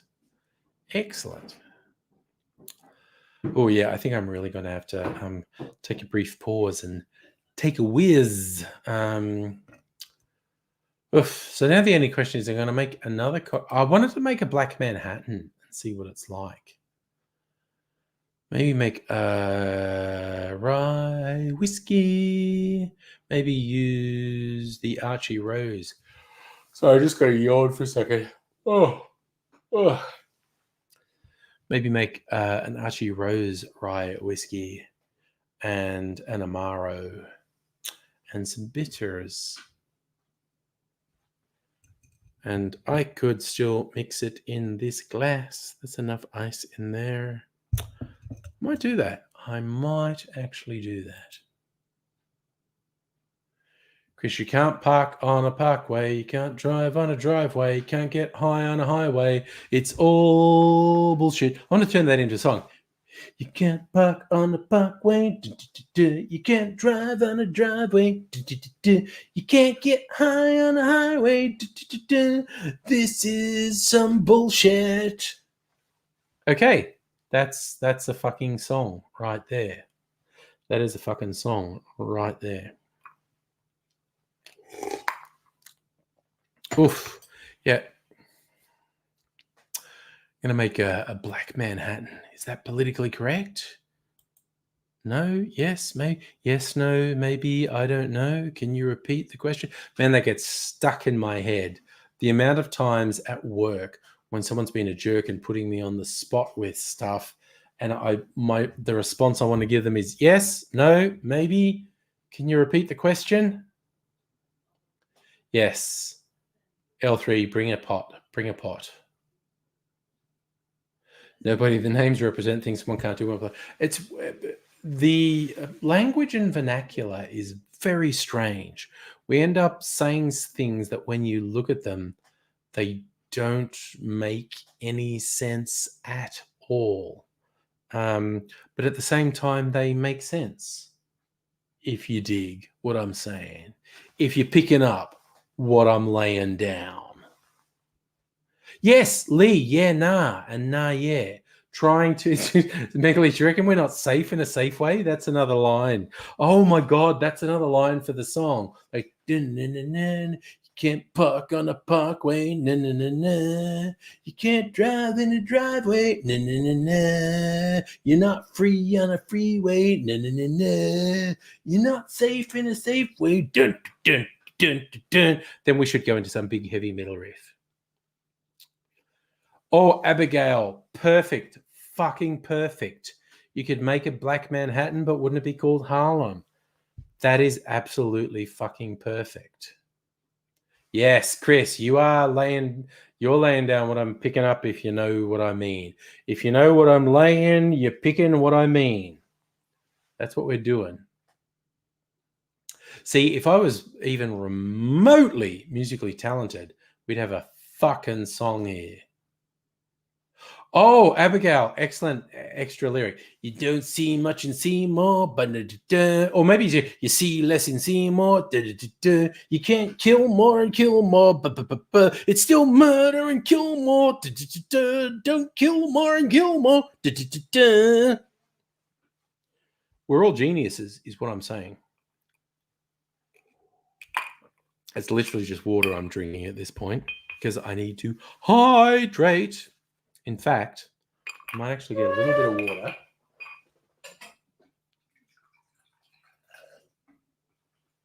God, if younger Mr. Angry comes out at this point and says, "Can you make me a drink?" I'm like, "Fuck off, dude. I am non-compos mentis right now. Don't forget it." Killings aren't much on North Killingsworth Street. So I remember some friends of mine lived in a place in Sydney that was on Great Buckingham Street, and it was next to Lesser Buckingham Street, which was like a laneway behind it. And I just seriously like, your street's called Great Buckingham Street. So is there actual like a gradation? There's Great Buckingham Street, Good Buckingham Street, Ordinary Buckingham Street, really kind of shitty Buckingham Street, and then we get down to absolutely fucked Buckingham Street. Megaleech, I beg to differ. You can absolutely shit on a shih tzu. Abigail, if Hungary was, we could use Greece to invade Turkey. Petit Wallaby, that's another one. You can't run on the runway.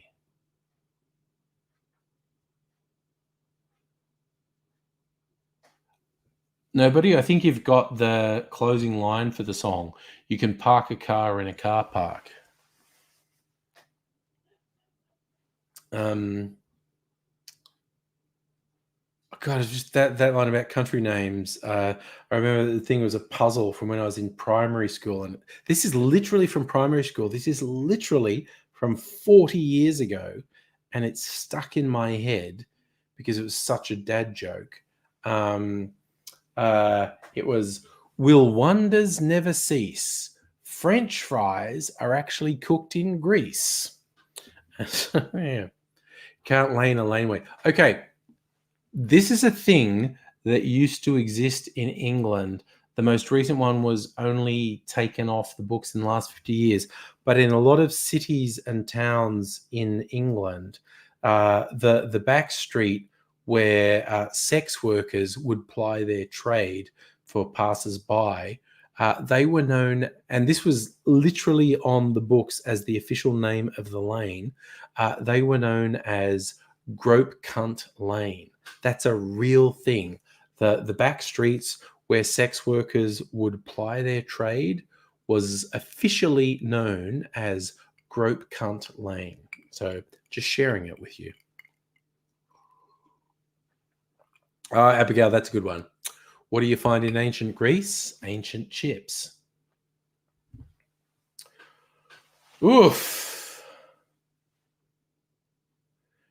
So I think the rest of the stream is apparently going to be puns, which I'm absolutely here for. So we should keep them coming. Keep the puns coming. What you can and can't do.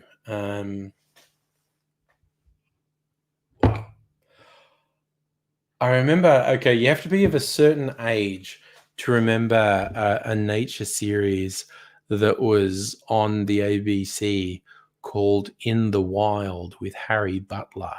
Was a really good nature series. He was like Crocodile Hunter before the crocodile, like a generation before Steve Irwin. He was at least like 30 years older than Steve Irwin. So Harry Butler had his In the Wild series. And I remember the Naked Vicar show had a sketch for, because of ABC funding cuts, In the Wild with Harry Butler will now be in the bedroom with Harry Butler. And Harry Butler was trying to find exotic things in the bedroom because he didn't have enough funding to go off into the wild. Megalith, you can't stick your tool in a toolbox. Or can you? Nobody, you can do puns. As a child, you remember playing hide and seek, and you're saying you were hiding in the oh Jesus. That's a quote from Milton Jones. As a child, I remember playing hide and seek with my mother. I was hiding in the oven, and I heard her say, "You're getting warmer." Lol. Oh. I like saying lol because it upsets some people. Like, don't say lol. Lol means laughing out loud. You can't say lol. You have to laugh out loud. But I like saying it just because it upsets some people. Usually Gen X and boomers. Millennials and zoomers can deal with you saying lol. And instead of like the comic book sound effect, oof, was like when you get the wind knocked out of you, you go, oof. But it's become a thing with millennials and zoomers to actually say oof, like a comic book sound effect. And I'm completely okay with that. It's fine. It's fine. Hydrating a little. Having some water before I have a Harlem, aka Black Manhattan. I need to look at that on a map. How far is Manhattan from Harlem? Maps. Okay. Going to Google Maps. Let's go to Manhattan. There we are. Directions from Harlem.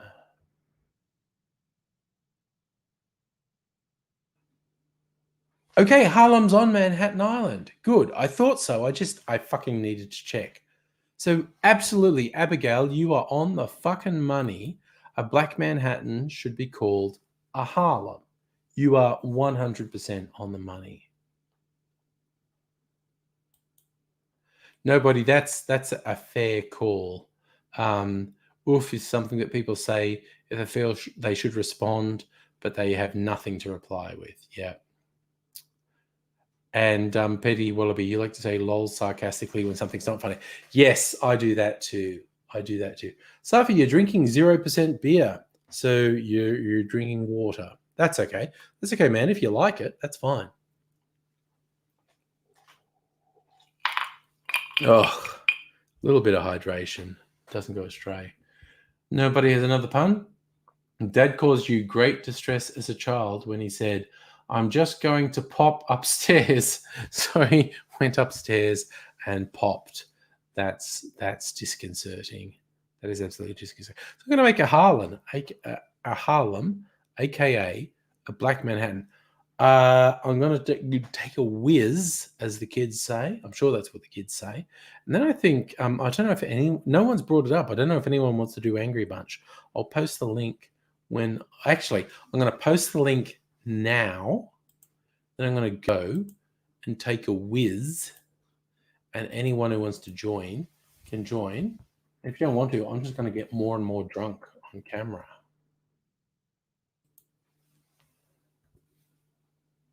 Okay. So that's the link. I'll see who's waiting when I get back. This will only take a second. I just could take a whiz.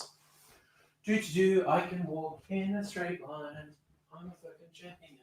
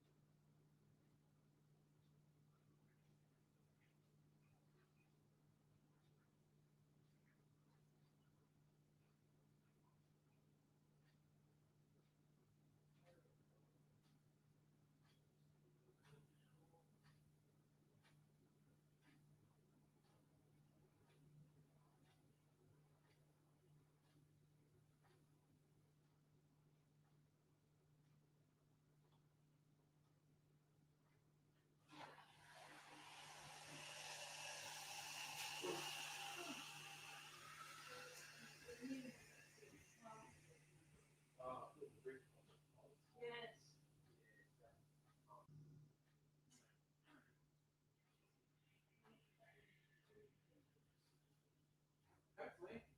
And then Chuckles will be king, and everyone will go, you know what? I think we should be.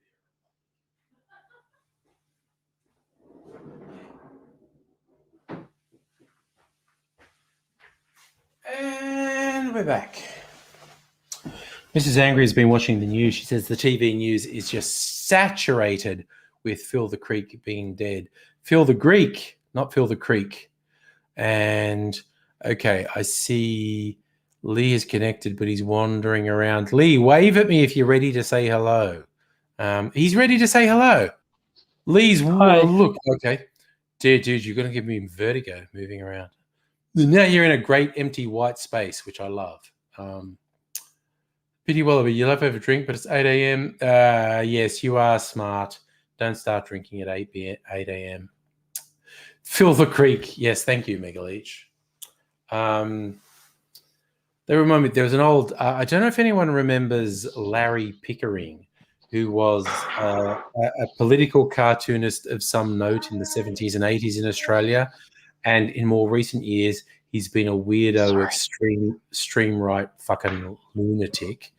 And but he had one once, like way back, because it was Gough Whitlam. Oh, Abigail's going to join us too with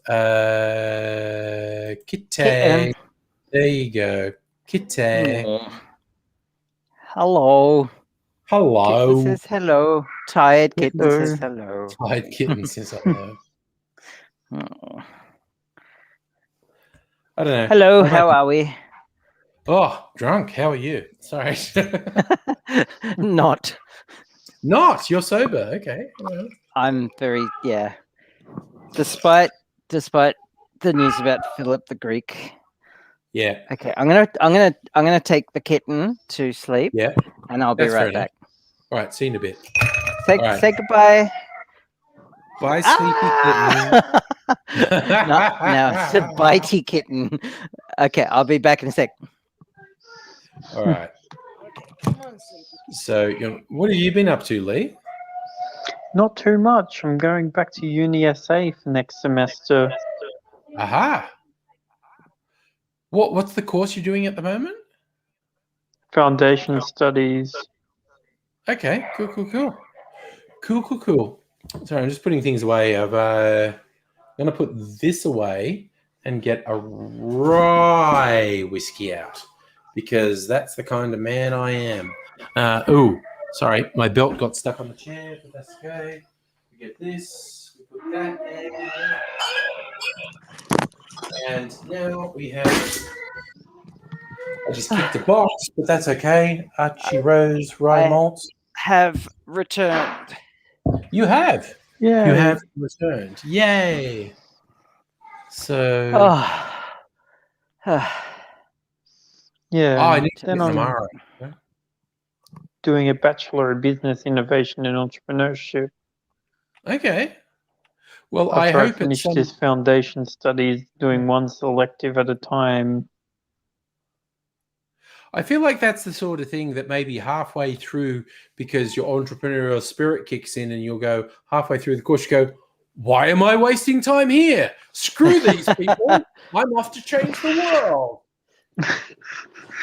Yeah, well, you notice with a lot of people that become famous and whatnot because of their business things, they don't tend to study at university.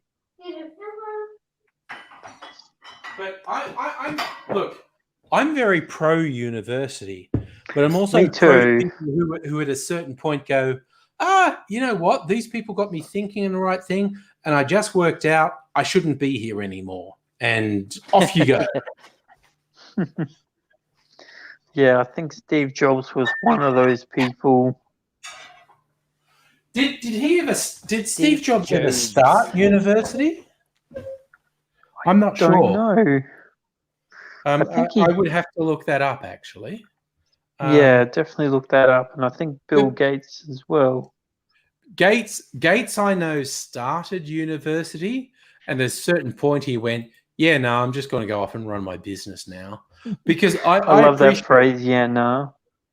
I do. And trying to explain it to Americans, yeah, nah means no, but nah, yeah means yes.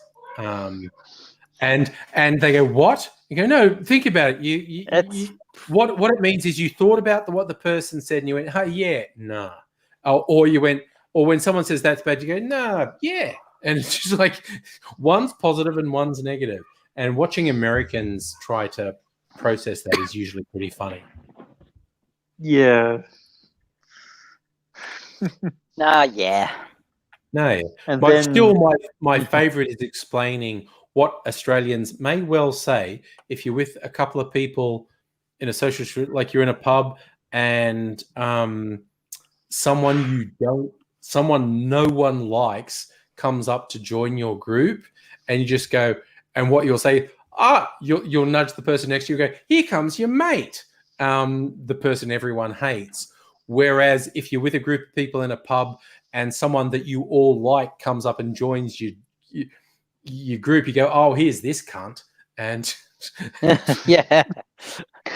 Oh, yeah. And also, you can tell if a Canadian's saying yes or no by the way they say A. That's good.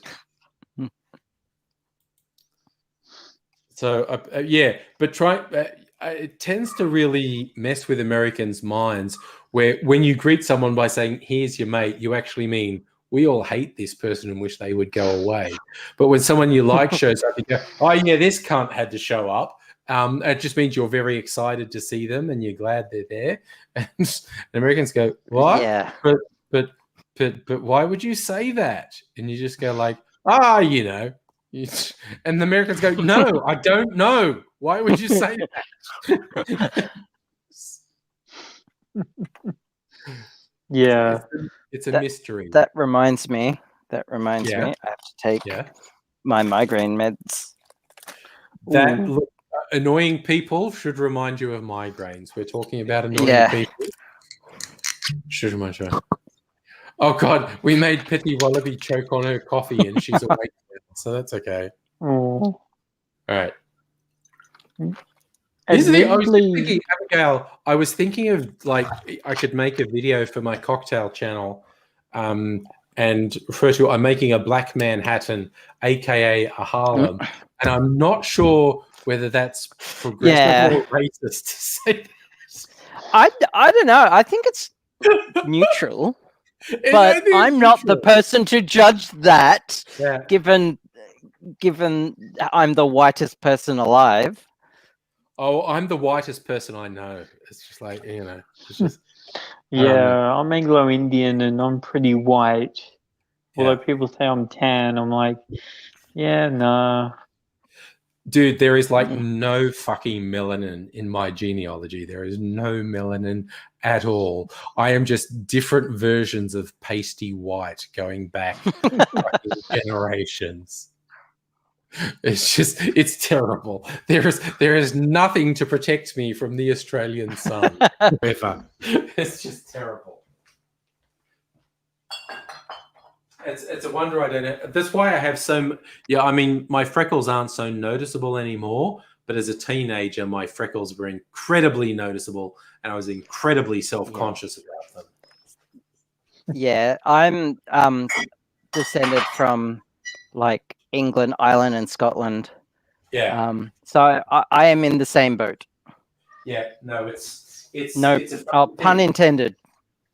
Yes, we probably were on the same boat at some point. Our ancestors. Yes. Probably on the same boat. Pun Literally. absolutely intentional.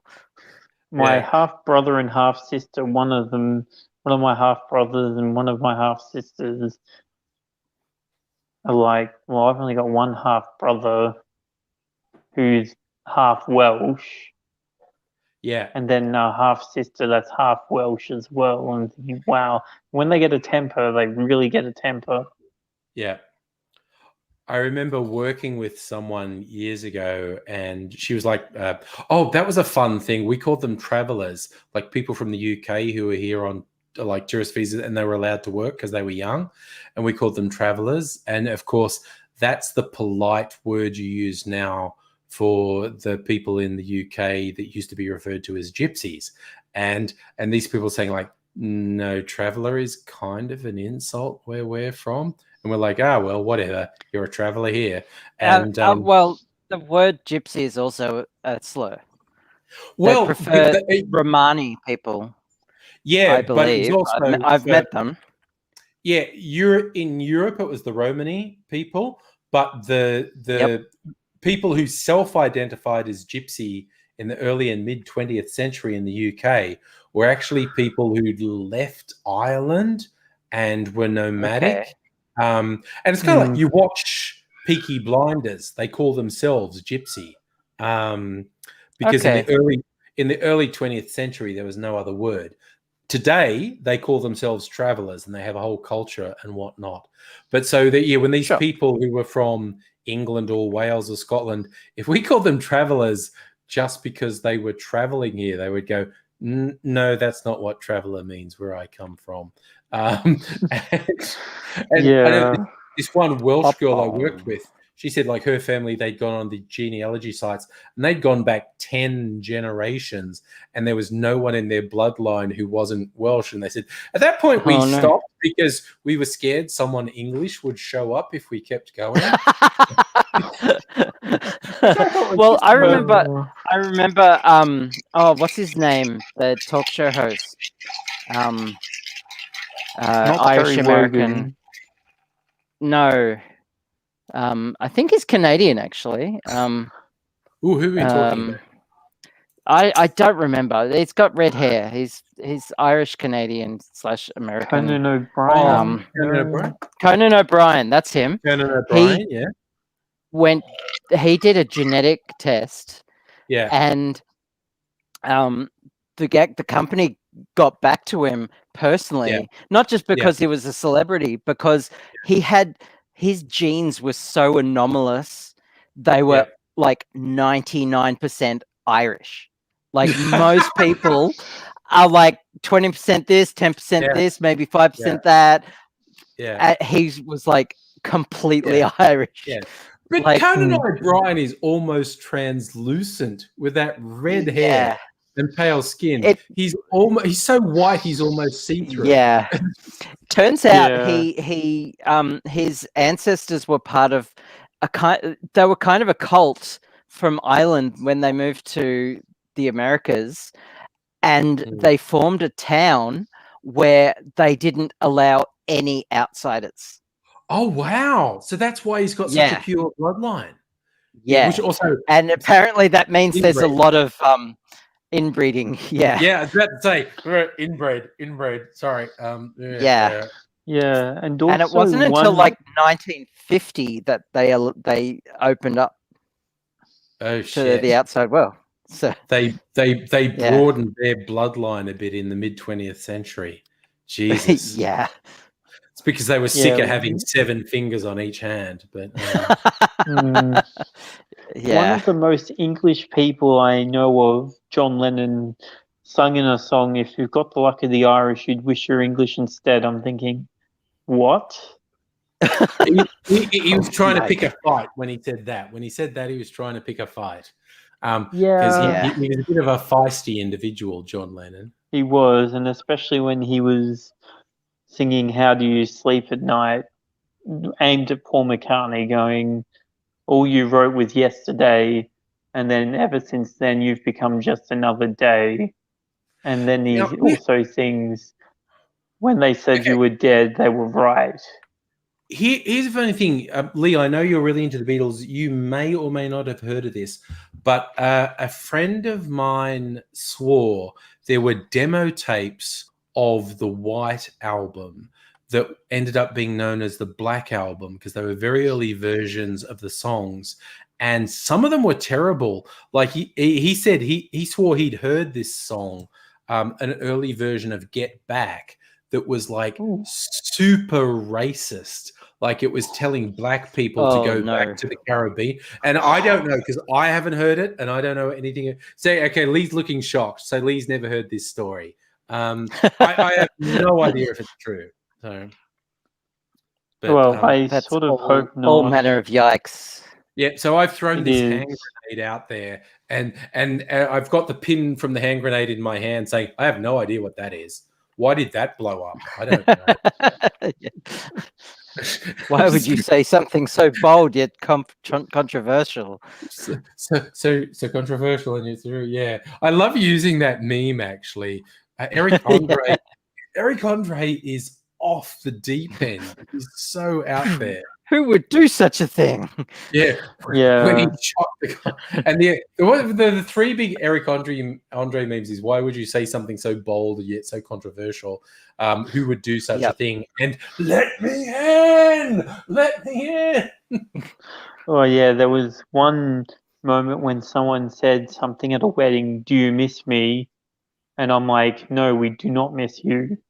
No, Donald Trump said, does anyone miss me or whatever at a wedding? Oh, shit. I saw like a Republican politician posting this thing on Twitter, just a picture of Trump with a shit-eating grin saying, "Miss me yet?" And so I quote tweeted, so the fucker is there. I'm like, no one misses him. You fucking lunatic.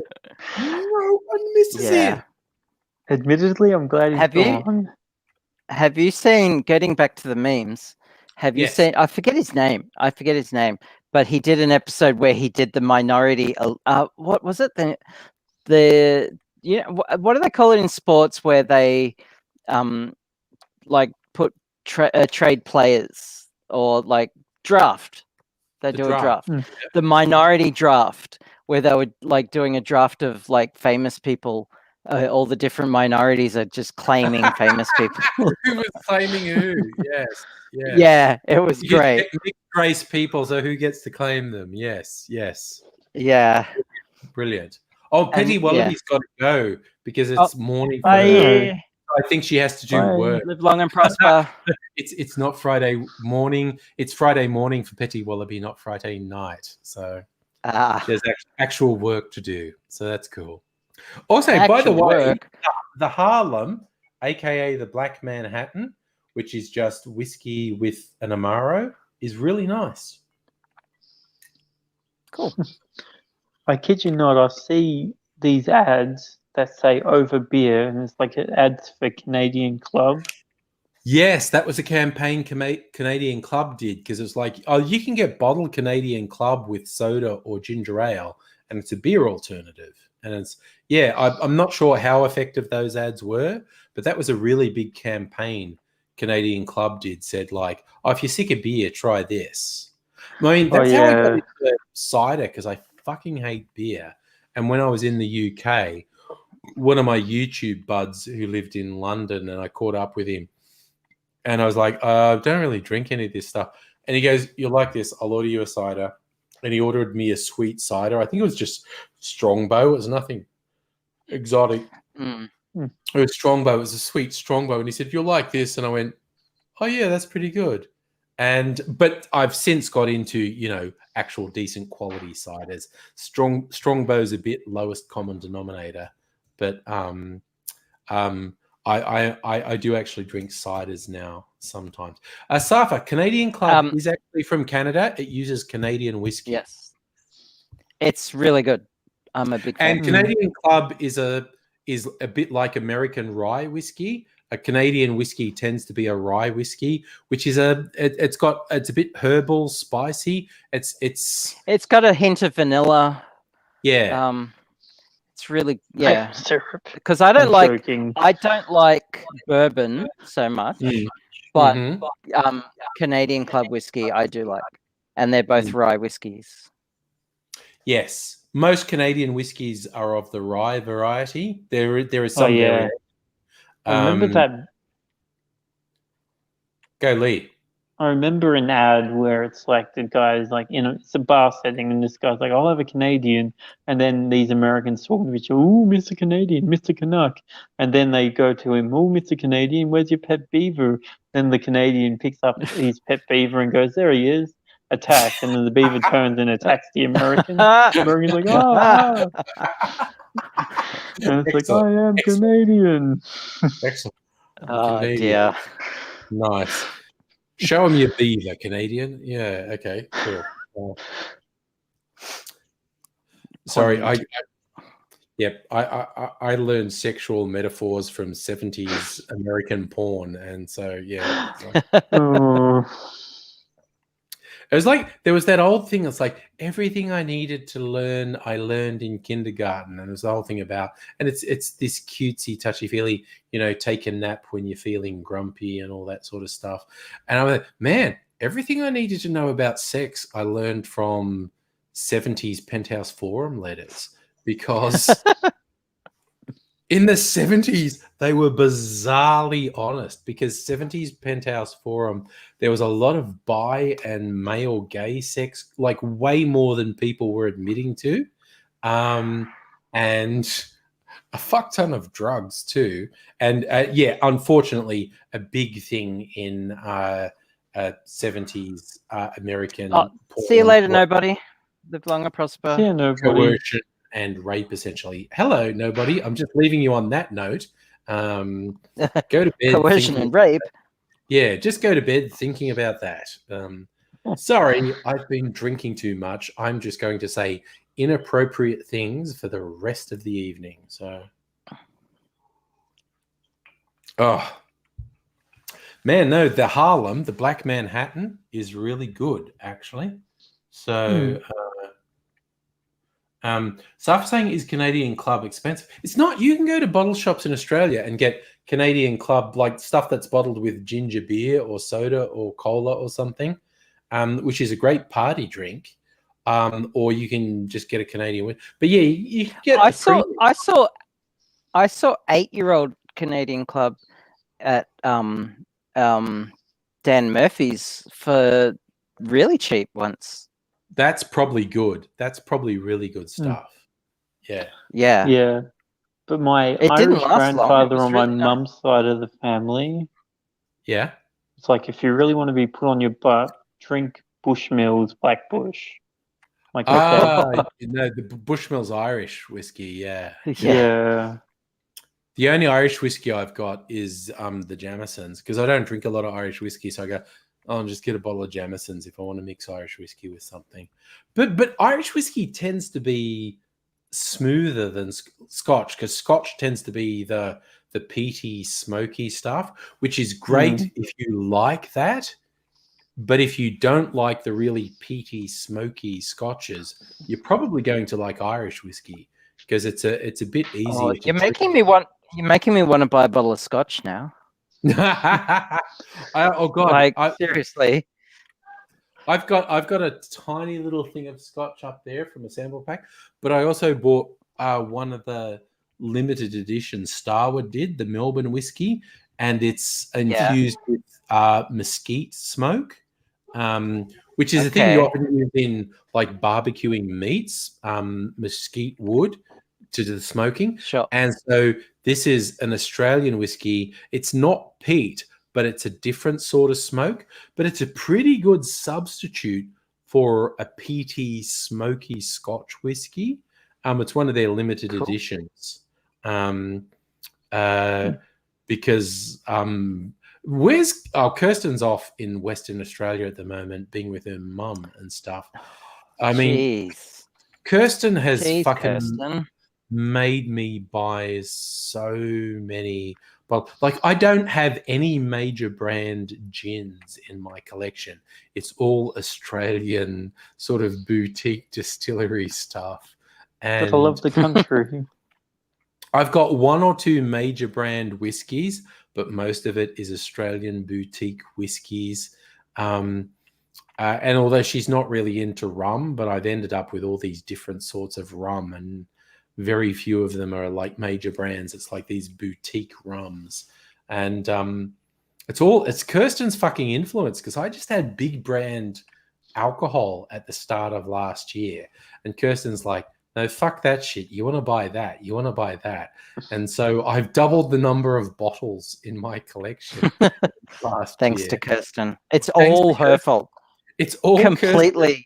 Yeah. It's all Kirsten. Oh, Grasshopper's joining 100%. Us. I wondered where this. Hey. Hello. Hey, bud. How you doing, man? You're still out in the garage. I'm staying out here now. Yeah. You live in the garage now. Okay, so I found so much dust in my PC from like a long weekend in that garage. Like, be careful, because it was so dusty. Well, that, and you've also gone home completely addicted to nicotine because of the smell everywhere. So that explains why I'm going through withdrawal. Yeah, no, it is still slightly dusty out here, but out here I can talk at a normal volume. I can do my things and not keep the Eleanor monster awake, because as you got to see firsthand, she's not very good when she gets woken up. Yeah, I know. I a few times in the middle of the night, I'd like give her the tap on the shoulder. She's like, "No, not now. We've done it enough." The only complaint that she had to me about you was that you were a fucking bed hog and a blanket hog. So yeah, I get that a lot. I like to starfish. You know? Although I can say for everybody watching the stream, I can confirm Abigail gives great hug. Abigail absolutely gives great hug. She does. She absolutely does. Yeah. But a hug is a full body experience. Absolutely. Yeah, yes. No. Like, hugs are like they're definitely like, you can call me whatever you want, and normally I won't care. But say that I'm a bad hugger, and I'm gonna be up in your face like, you fucking what, you know. So yeah, no, you can say that I'm bad at working on PCs, and I'll laugh it off. But you say that I'm bad at giving you hugs, and I'm like, no, hang on, no, them's fighting fucking words. Yep, step the fuck up, motherfucker. Okay. Except yeah, instead of going for a fight, you go, mother. step the fuck up, and then you go,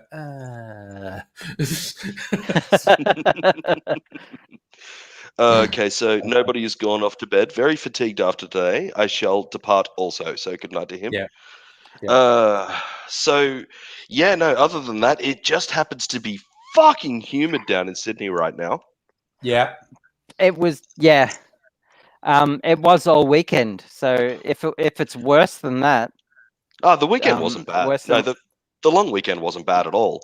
But on that same token, you and Will both are fucking nuts because you were both wearing jumpers. we're from Melbourne. You know, I only wore that jumper like 2 of those nights. Like, Yeah, but I say that it's just because you're a cold-hearted bitch. But you know, no, it's been on and off rain all fucking day, and then at the last bit of the day, like the skies parted, and all of a sudden we got this beaming sunshine, and all it's done is just gone, hey, humidity, make me a fucking sandwich. So yeah, tonight is a little bit on the uncomfortable side. All right.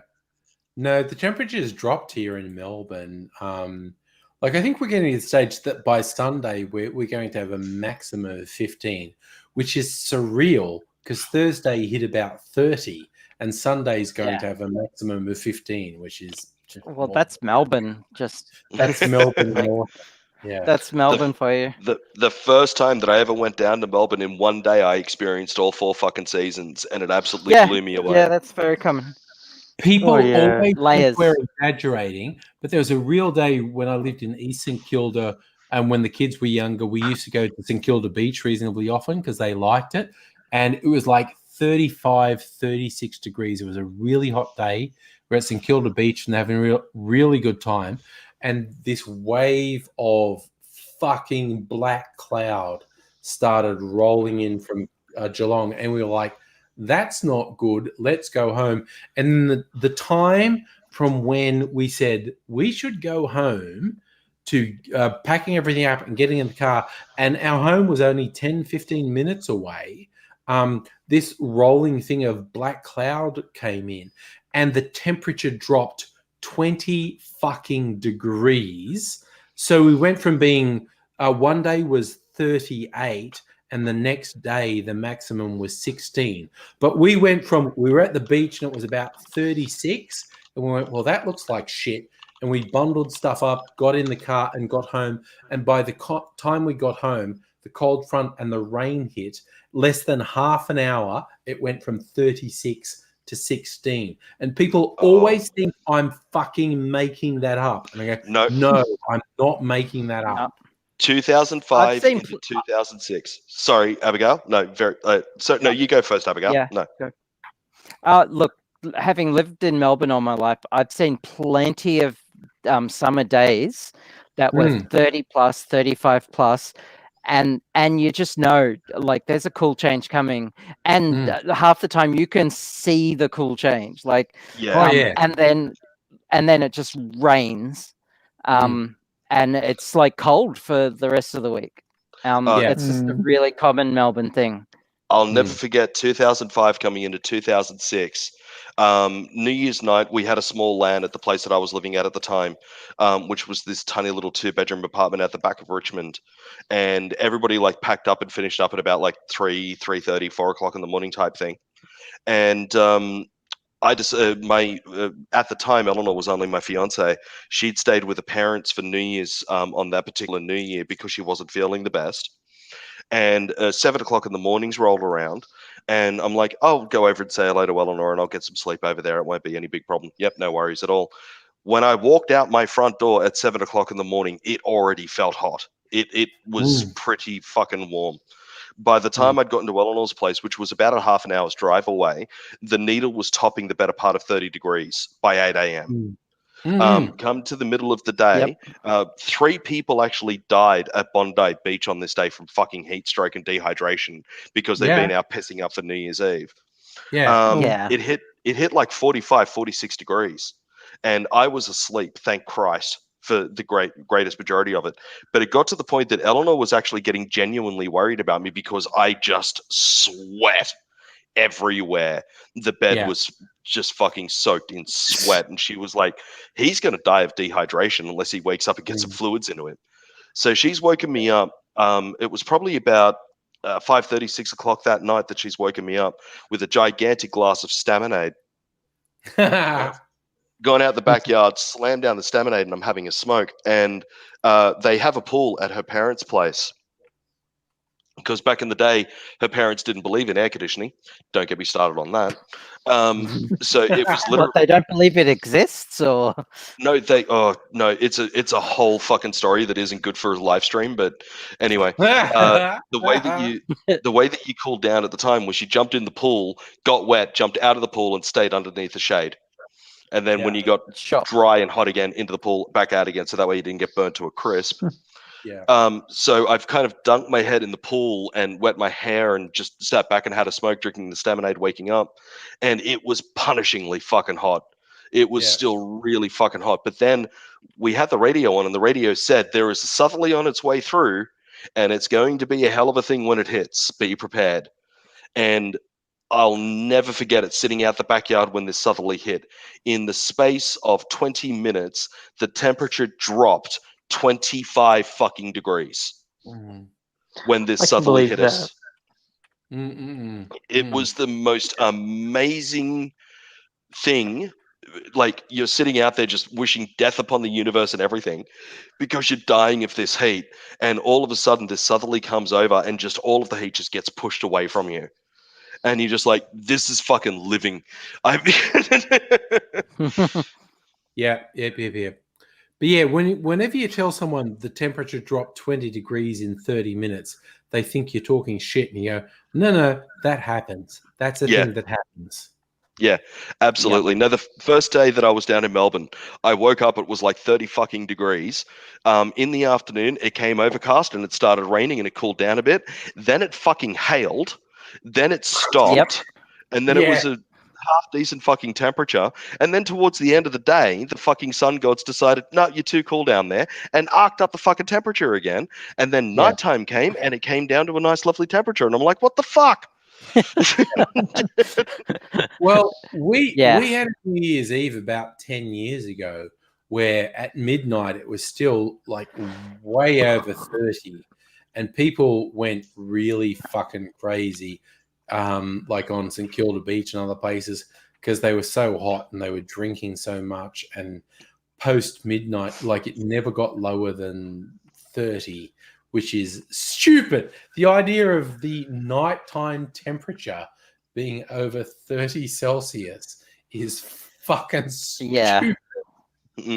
Yeah, fuck that shit. And people were just drinking and doing crazy shit and just fuck. No,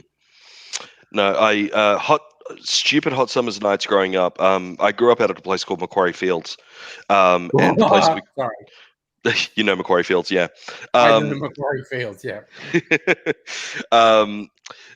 Think of your low socioeconomic bogan area, anybody listening, and that's Macquarie Fields in a nutshell. Yeah, the house that we had there didn't have air conditioning, of course. And yeah, hot summer's nights were really uncomfortable in that house. And it got, like, our house had this, the front porch actually spanned the entire front of the house. But for whatever reason, the people that built it decided to make it out of pure fucking concrete. So it wasn't made out of like wood with concrete on top of it. It was a solid block of fucking concrete. Yep. But it was kept under shade from the awning of the house. So at nighttime, if it was a stupid hot fucking night, your better bet was to go outside with a sleeping bag and crash on the front porch because the concrete was lovely and cool. Well, my apartment is all concrete. Because I'm on the 14th floor of a high-rise, so it's all concrete. So it's a great insulator unless it's a heat wave. It's like day 3 of a heat wave is the worst because the heat has soaked through. And when the cool change comes, one day of high heat and I'm fine. The heat just doesn't come in. Once the cool change comes in, it's still bloody hot in here. Like 2 days after the heat wave, it's the worst. Yeah. Do you have air conditioning in your apartment there? No. Oh, that's going to be painful on the third day then. That's what happened. my previous house. Like I've moved into this house 4 years ago, almost to the day. But the previous house didn't have any decent cooling. But it was nice double brick. So Melbourne gets these stupid fucking heat waves that for 5 days it doesn't get below 30 Celsius at night. We didn't have one this summer, which was great. But most summers we have these heat waves where for 4 or 5 days the temperature hits 40 and doesn't get below 30 at night. And this brick house I lived in would absorb the heat. For the first 2 days, you were actually insulated somewhat. But from the third day on, you were fucked because the bricks had absorbed all the heat. And even just radiating it out. Yeah, even if a cool change came, these bricks were just Yep. radiating the heat they'd absorbed. And exactly it was what my apartment's like. Yeah. It's F in the H. It's I remember when we first moved into this house with ducted air conditioning for the first summer, and I'd never lived in a house with air conditioning previous to that ever in my life. I'd been in shopping centers and whatnot with air conditioning, of course, but never been in a house with air conditioning. And we moved here just as summer was starting to hit. And nice. when summer hit and we've got ducted air conditioning throughout the whole house, I was like, who the fuck can live without this?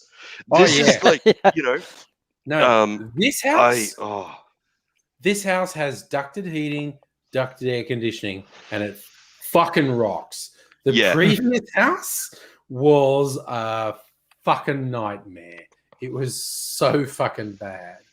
But this house, I love this house. I'm not saying I'd suck the landlord's dick, but I'm like not saying it is what I'm saying. All right, guys, I've got a low battery and I better go to sleep. All right, I Lee. better go. Okay. Thanks for Lee dropping Good by. night. Live long and prosper. Lee signs out the moment that Angry starts talking about him sucking someone's dick. As soon as I talk about sucking the landlord's dick, Lee's out of here. No, I'm out because I'm on 2% battery. Yeah, look, Fair Lee, enough. whatever you need to tell yourself at night to fall asleep, that's fine. No, Lee's No, pretending it's battery, but he's just angry. He's talking about sucking dick, and I'm leaving. No, it's nothing to do with that. Of See you course, guys. it's not. Of course, it's not Lee. Mhm. See you, man. Good Good night. night, mate. Good night. Yeah, Sorry, that just makes me laugh so. that was fucking much. fantastic. Sorry. Oh, that timing couldn't have been fucking better. That That timing makes just me could not have laugh been better. so much. Hey, Abigail. So last night I Yes. had to get rid of the last bags of trash from the LAN. So Yeah. both of my bins were filled to the fucking brim. Neither of them could fit another fucking thing Damn. inside of them. And Right. I had Yeah. another 7 gigantic fuck off bags of rubbish to get rid of last night. Jesus. That's That's a lot of garbage. Yeah, no, There were a lot of people there. No, a couple of my friends, I give them a call. I'm like, so you guys love talking about how you need to only take your bin out like once every 3 months because you live by yourself and make no trash. When's your trash night? Oh, it's tonight. Do you mind if I fill your bin? No, go for it. So I ended up having to drive to 3 different people's places last night with just garbage bags throughout bags all of of Eleanor's car. And Eleanor's hopped into a car this morning. She's like, oh, fuck. So now I had to vacuum out Eleanor's car as well. Oh, no. But yeah, no. So no, finally, cleaning. hey, shut up, you. So all of that's done. All of the cables that were on the floor are all cleaned up. The power boards are all put away. The tables are still erected because I'm really lazy. Because the shelves behind me, the tables actually go up on the top of the shelves, which requires me actually climbing a ladder with the fucking tables in hand, and it sucks, and I'm lazy. Yes. And you I'll be also doing that like later. saying the word erected. Erected. He loves saying erected. Erected. You're in the chat, and it just happens. I get that a lot. Like people just mention erect and all of a sudden Abigail appears. Yeah, no. Yeah. Or vice versa. Yeah, no, I'm saying that you're the cause of it, so it's 100% your fault. Because I can tell that you care like so much. Although, people in the people watching this won't get it, but it was really funny, the dichotomy between Dakota and Will. That was absolutely hilarious. You want to hear something really funny? You know how Oh, Will was please. on the phone to his girlfriend the whole time? Yeah, She came. He went and visited because he had to pick up his kitten. She was looking after his kitten, and he went and visited. And I get a call like in the afternoon. A text message. Can Ella, which is her name, stay the night? If she can, her mum's gonna call. Please don't tell her that we're dating because she hasn't told her yet. So I'm like, I'm not gonna lie. I'm not gonna lie to her, but I'll do my best because I don't want to like go. Yeah. So she calls and it's all good and she stays over and like the stipulation was they weren't allowed to have sex. They weren't allowed to. And she promised. Will just flat out said, "I cannot make that promise." And I'm like, ugh. And it was when she'd gotten here, so like it's not like I said, "Okay, go home," because it was like 8 at night. And she had to. It's a fair distance, like a tram and a train to get to her place. So anyway, so she stayed the night, and not only did they, but the next morning, 2 sheepish teenagers came up to me and requested me to help them get the morning after pill. Oh no! Yeah. Will, you absolute dope. Oh yeah. So that happened. That's a thing. God damn. Oh goodness Use gracious! a fucking condom, kids. Well, he shows them off every time he gets a chance, but use one when it matters. Like, come on, man. In the days that I was sleeping with anything with a pulse, like if it wasn't on, it wasn't on. I've never had somebody pushing a pram in my direction, and I've never had an undue itch, as it were. Because I ain't playing that game. No, that trust was me, it's not worth it. No, that was stupendously And silly. I'm way too young to be a grandparent. Way too young. You are definitely. The thing is, I know somebody who's younger than you that is a grandparent. So, yeah. Okay. Well, I mean, okay. So Will's like, actually, both of them are 15. Like that's so young. Yeah, no, that's very young. Yeah. Yeah, no, one of them that is a grandmother, she gave birth to her daughter when she was 15. And when her daughter was 16, she gave birth. Yeah. Wow. Oh, look, for those who want to know, people who know my YouTube history will know that I've been friends with Corey Williams, aka Mr. Safety, since the very early days of YouTube. I am the same age as his mum. So yes. Wow. His mum was a very young mother, was a teen mother. So so while I've been friends with Corey for 15 years, when I met his mum and found out her age, I'm like, oh, they're the same age. That's kind of weird. Yeah, you want weird? Number one, I've got a niece older than my wife. Yeah. And number two, I've got a sister who is 3 months younger than my mum. Oh, yeah. Okay. Yeah, that's half sister. That sort of complications with, but aunts and uncles. Okay, so the story of my brother's wife, I'm not going to say it because it's not on the live stream. I remember you telling me. Wow.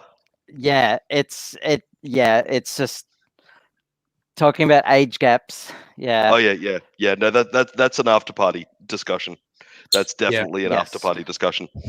Oh my goodness gracious! What on earth is on your tie, Angry? It looks like books. It is. It's books. It's books, and then there's the Cat in the Hat. Oh yes. Oh, that's a fun one. A friend of mine's mum will no longer talk to me because of the whole Dr. Seuss thing. The owners of Dr. Seuss decided that some of the books would no longer be published because it had They're racist as fuck. Sorry. Yeah. Yeah. It was That's problematic. the reason, because they're super fucking racist. Yep. No. So And she. even actually, Dr. Seuss did that. For those who, all the books that the publishing house, the estate of Dr. Seuss, decided maybe won't do, none of them are popular. The most popular is a semi-obscure one called "If I Ran the Zoo," but the rest, no one will even know. But even Dr. Seuss was embarrassed about the racist shit he did early in his career, like particularly for World War II. He did a lot of because he was very anti-fascist, but because he was anti-Nazi and anti-imperial Japan, he ended up doing a lot of political stuff that was very racist towards Japanese, and he felt very guilty about the racism later. Horton Hears a Who is basically an apology for the racist shit he did early in his career. He stepped away from all the racist shit he did early and went, yeah, I was kind of out of line with all that really racist shit. But he died a long time ago. But it's the idea that conservatives has gone, oh, you're canceling the Cat in the Hat. No, we're not. We're just canceling this really fucking weird fringe super racist shit he did. And well, more than that, we didn't nobody called for it to be cancelled. The estate did it of their own fucking volition. Yep. The estate went, yeah, this stuff is kind of fucked. And we don't want to publish it anymore because it's fucked. Yep. No, my friend's mum posted it up with, this cancel culture is getting too much of the typical fucking boomer bullshit of, we can't say this anymore, and they try to take you can't say Merry Christmas anymore and all of that typical shitty wankery shit. And the main thing that they were talking about in that one was the whole Dr. Seuss thing. And I just made the comment saying, just so you know, this isn't a cancel culture thing. This isn't people calling for the books to be cancelled. This is the estate of Dr. Seuss saying, there's some problematic stuff in this. We're not comfortable with it anymore, so we're not going to be publishing it anymore. Nobody called for them to do it. They did it of their own volition. No. That's it. And no, that she will no longer talk to me because apparently I'm all for cancel culture and all of this sort of stuff. And I'm at odds with a lot of my friends in regards to calling for cancels of various people because I don't think that it's necessary in some cases. If you have a look at the whole thing that happened with Liam Neeson not long ago. What happened with Liam Neeson? Liam, go ahead, Angry. You've got opinions straight away. Well, what he did, he had, every film Liam Neeson has made for the last 10 years has been a revenge thing. Someone wronged me and I'm going to kill them. And he said there was an actual thing that happened to him in his youth, like 30, 40 years ago, where a friend of his said when she was on holidays in the Caribbean, she was raped by a black man. And he was so incensed and he was so angry and so protective. He went out wanting to pick a fight, and he wanted to pick a fight with a black man, any black man. He wanted to beat up any black man because he was so angry about what had happened to his friend. And he said this and this is what cracks me up. He said this in a promotional interview for this movie, and he's with one of his co-stars, and as soon as he goes off down this trend, his co-star is going, really? You just wanted to kill a black man randomly? Wow. Do we really want to go there, Liam? What the fuck? Why are you? And the thing is, I think what Liam Neeson was saying was, in my youth, I was impetuous and I was prone to do very stupid things. And he was trying to say this urge I had when I was young was wrong and bad. And he articulated it quite badly. But he was, I feel like what he was essentially saying was, when I was young, when my friend said she was raped by a black man in the Caribbean, I was so incensed. I went out trying to pick a fight, and I wanted a black man to fight me, and I was gonna fucking kill him because of what happened to my friend. And objectively, people were going, Liam, that sounds really racist. Why are you saying that? And it was really funny to see his co-star going, the fuck? Why are you saying that? Why would you say that? But it was basically, and I think Liam, in his boomer, inarticulate way, was trying to say, in my youth, I would react in a bad way, and it was bad, and it was wrong. But people were just hearing, dude, because your friend was raped by a black dude in another country, you thought a reasonable action was to go out picking fights with random black dudes? And no, what the fuck? Yeah, and there was this whole thing about cancel Liam Neeson and fucking... It didn't happen anyway. Yeah, you know, boycott his movies and you know, call him out for the racist dickbag and all of this sort of stuff. And it's like, he's not being a racist dickbag. He's not. He doesn't hold on to those views now. Of course, he said that it was a knee-jerk reaction when he was young and fucking stupid. And of course, he doesn't feel that way now. And he was trying to make a point. And but like, and I was at loggerheads with a few of my friends because I'm like, he's not a racist. There's no reason to be against him. There's fucking nuance to what it was that he said, for Christ's sakes. Listen to the nuance. Don't jump on the fucking bandwagon. You know? And it's the same as James Gunn, the director of the Guardians movies. Because he made those racist tweets like 10 odd years ago. And he himself said, I know that I made those tweets. I never thought about them again because I was fucking stupid to make them. But still, people like cancel James Gunn, and no.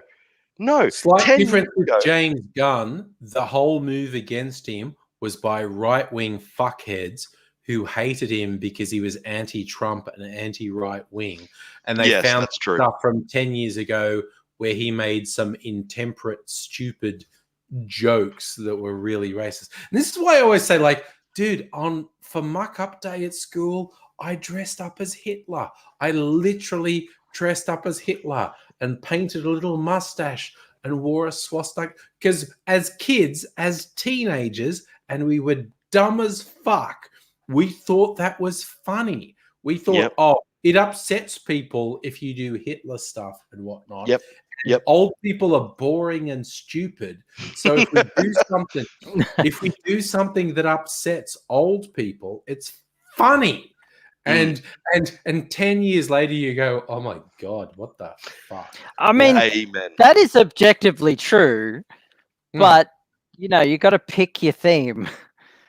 Oh no, seriously, growing up in a country town, not having studied history, not knowing anyone Jewish, not really being intimate with anyone of any oppressed class, doing Hitler stuff upset adults, so it was automatically funny.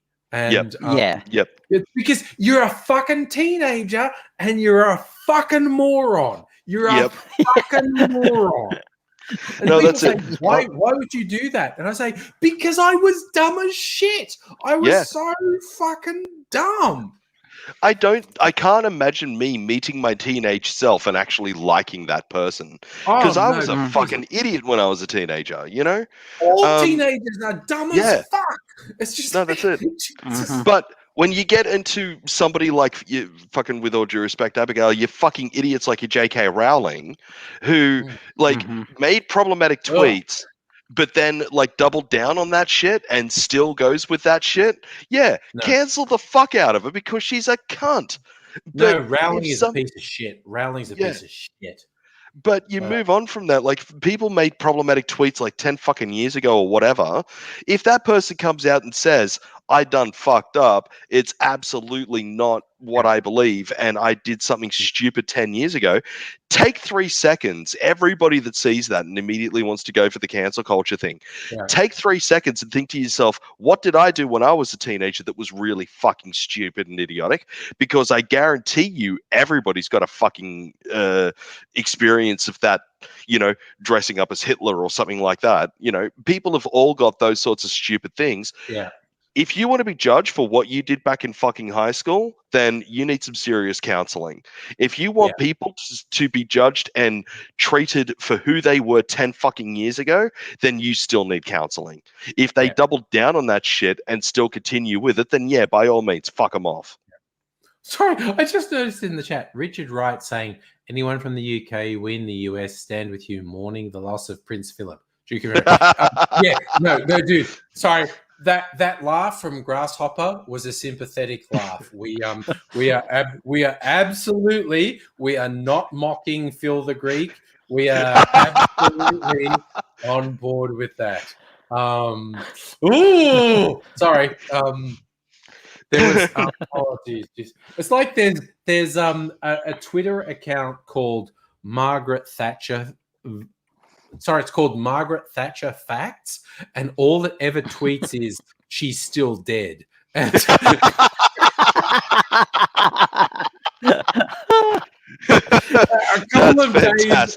couple of times a day, the Twitter account Margaret Thatcher Facts tweets she's still dead. It's just like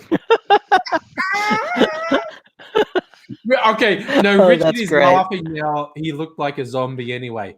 Dude, he looked like he was dead for several years. He absolutely looked like a fucking corpse for several fucking years. So from what I understand, behind closed doors, like forgetting all of the horrible shit that he did, but apparently behind closed doors, he was the furthest cry from a royal family member. Like all of the politeness, all of the decorum that they're supposed to practice behind closed doors, he was like, "Give me a fucking pint and a smoke and let's fuck this shit up." Like he was apparently full on salt of the earth type guy. He was a fucking Navy guy. Okay, I read this book. I love stories about the old days of fucking crime in Australia in the early 20th century. I read the book about Chow Hayes, who was in the Razor gangs in the early 20th century. And I read a biography of this dude. He was a journalist for the tabloids. I forget his name, but he worked for the tabloids from when he was 20 to when he died. So it was from about 1940 to 1970. He was in the tabloids. And he was a horrible person. He worked for like Murdoch tabloids, for fuck's sake. But it was very interesting stories. And he had one from his very early days. He got a call from a copper in King's Cross, said, "Oh, we've got this guy in the cells who's acting really weird and we don't know what's going on." And so this journo rocked down to the cells and it was Phil the Greek. They're saying like this guy, he's got a Navy uniform and it's got Greek insignia on it. And we don't know what the fuck is happening. And this journo rocked down and recognizes who it is and goes, "Oh, shit." And he just goes to the cops. "You cannot book this guy. This cannot be on the records. It cannot be on the records that you picked him up in a brothel drunk." Wow. Wow. And because Phil the Greek is in this lockup in King's Cross going, "My life's ruined." And this journo recognizes him and he's just the cops, "Just let him out. Just fucking let him out. Do not write this up. You don't want what's going to happen if you." And the cops are just like, "Okay, fuck, dude." And they let him out. So yeah, this journo saved Phil the Greek from a lockup in King's Cross. Way to go. He was already married to Betty Windsor at this point. Wow. But he got arrested in a fucking brothel in King's Cross or something. And they thought he was Greek because he had Greek insignia on his uniform. And because technically he was Greek. And this journo recognized him and is just going to the cops, "No, fucking let him out, man. Jesus, you don't want to know what's going to happen if you actually process a booking on this guy." Yeah, the shitstorm that will descend upon you. Yeah, no, it would just be bad. And because Phil the Greek was apparently just crying in the cell because he thought he'd ruined everything, and this journo rescued him. I just thought it was fucking hilarious. That is great. That is hilarious. Oh man, like it's one of those things. Like I don't give a shit about the whole royal family thing. I've never cared about it. But like there's a part of me that would have loved to have met him. Just to kind of see exactly how bad he actually really was. The motherfucker had no filter. Like he was always just like, "I don't give a shit about anything." and he would call people from Africa pickaninnies, and possibly Wasn't the favorite. He was introduced to. Do you remember? What was he? Oh God, I can't. Is Clive someone? He was really popular in sort of light entertainment in the 70s and 80s. He was in Australia, he went to England. I was going to say Clive Palmer, but it's obviously not Clive. Clive James. Clive James. Like he went to England in the 60s and got on the BBC, and he from the 60s through to the 80s he was really quite famous. But because he was an Australian when there was a royal tour of Australia in the 70s with little Betty and Phil the Greek, and they were meeting people, and Clive James said he was in the line of people to be introduced. And the person said to Phil, like, this is Clive James. He's an Australian journalist. And Clive James said Phil rolled his eyes and said, an Australian and a journalist? Oh, my God.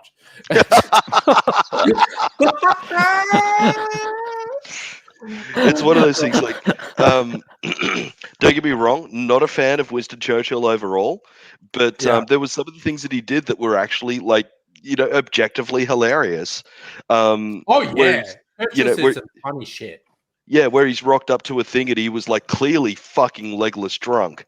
And the wife of some diplomat has turned around to him and said, "You're drunk." And he's, "Yes, madam, I am. But tomorrow I'll wake up and I'll be sober, but you will still be ugly." And apparently it was her that turned around to him and said, "If you were my husband, I would put poison in your coffee." And his response was to go, "Madam, if I were your husband, I would drink it." It was like...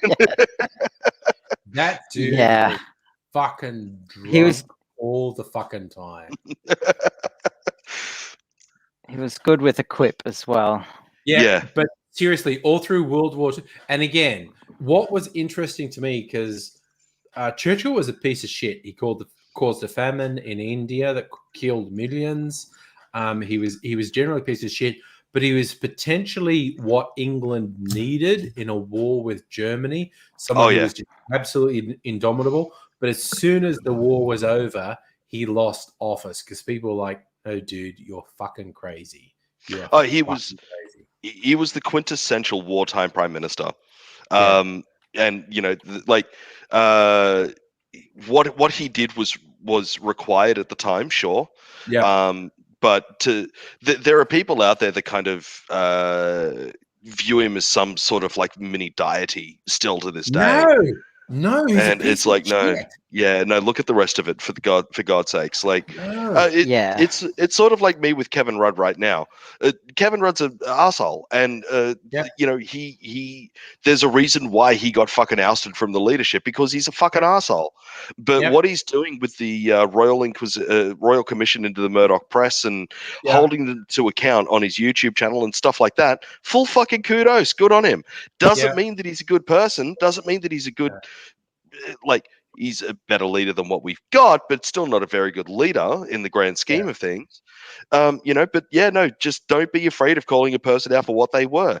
Winston Churchill was good for what was required at the time, but overall, piece of shit. Yeah. Oh, he was so racist. And he was personally directly responsible for the deaths of millions of people. Winston Churchill was personally absolutely responsible for the deaths of millions of people. He was a fucking piece of shit. But also potentially what England needed to fight Hitler. Life is complex. Life is very complex. Absolutely. So Annette, yes, Prince Philip died. He died a couple hours ago. Yeah, Sorry. And this is how I find out about it. She says in the chat. Yeah. Well, that's how I found out about it. Yeah. I found out because apparently it was like an hour or so ago said he was dead. I found out about it. I was sitting in the bedroom and Eleanor comes in and goes, "Looks like Prince Philip isn't going to be getting the letter from his wife." Yes, because he died at 99. Yeah, because he was 99. He wasn't 100. He just died. I was like, "Oh, well, what's for dinner tomorrow night?" What was it? Yeah. Oh my god! Sorry. Also, I love the Netflix series, The Crown, which is you should if you ever watch the Netflix series, The Crown, you should regard it as fictitious because it's based on So I've unverified heard. anecdote and whatnot. But I fucking love it. I do love The Crown. No, I've heard that it is ridiculously entertaining. Yeah, it's great. Yeah. Right. No, Richard Wright says, personally, I'm still waiting for the Queen to kick the bucket. I swear she's a witch or something. There is a conspiracy out there. There is a conspiracy out there that the actual Queen Elizabeth died like 20-something odd years ago. And the one that is currently shown as the Queen is like this doppelganger replacement that they found somewhere. Wow. There's another conspiracy that says she bathes in the blood of children, which is the only reason she is still alive. And if you ask David Icke... I believe that one.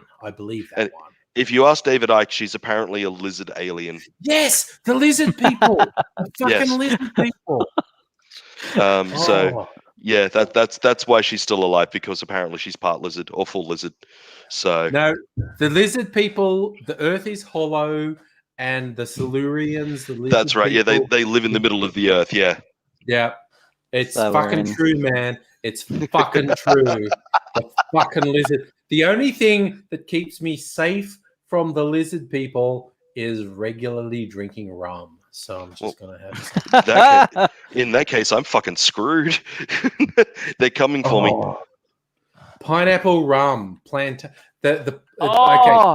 Did you just say pineapple rum? Yes.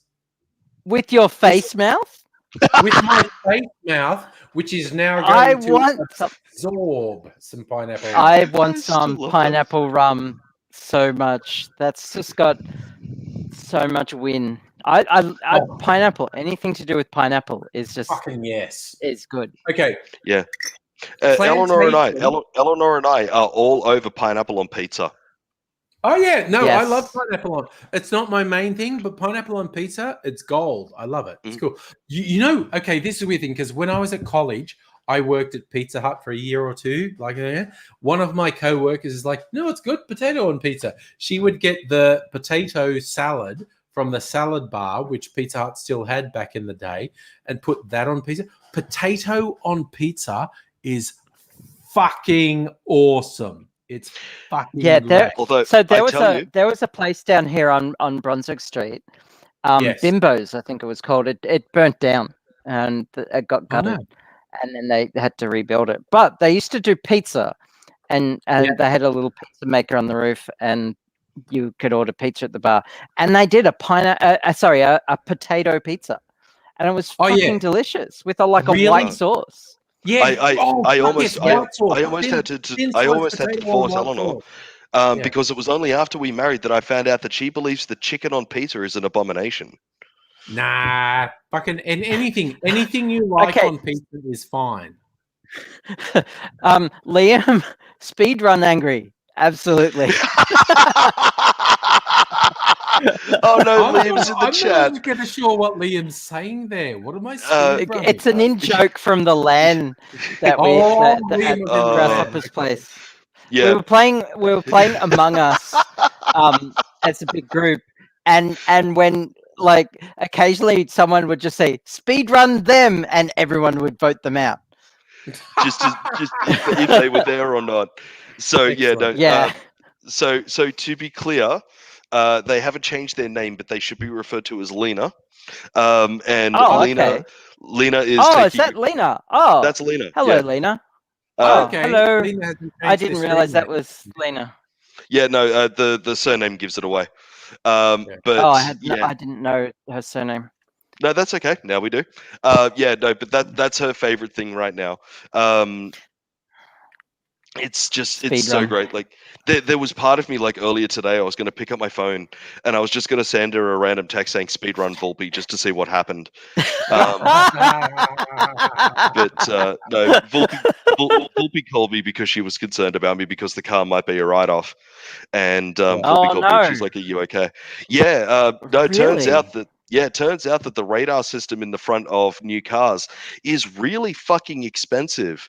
The part in and of itself is Yeah. only about $850, but the technician to come and Okay. install and calibrate it can cost a couple of Yeah. thousand. Yeah. Jesus. And because of how expensive that is, the car may be a write-off. There is nothing wrong with it apart from the fucking radar system, but they would actually write it Yeah. off. I worked for an insurance That's company a while fucked. back, and there's a thing with some of the high-end cars. If you ripped the bumper, like if thieves ripped the bumper off, the technology in the bumper, which was the lights and the sensors and whatnot, was worth so much. It was worth ripping the bumper off, and the car would be a write-off if a thief ripped the front bumper off, because they're going like, oh, the cost of putting that back and recalibrating it is more than the car's worth. And so it was worth, for a thief, it was worth tens of thousands of dollars. Like I'm talking about Mercedes and other really high-end cars. Yeah. If you rip the front bumper off with the lights and the sensors and everything, was worth tens of thousands of dollars. Yep. And for the owner of car, just getting the front bumper written off would write off the car, which Yep. was Wow. fucking amazing. Thankfully, my insurance policy is such that for the first 2 years of the policy, if the car gets written off, then it gets replaced with an identical vehicle. That's okay, but it's still like this. Like, I'll get up on my soapbox just a little bit for a couple of seconds here. This is the fucker problem that we have these days with greenhouse emissions, with fucking waste. The rest of that car is in perfect working fucking order.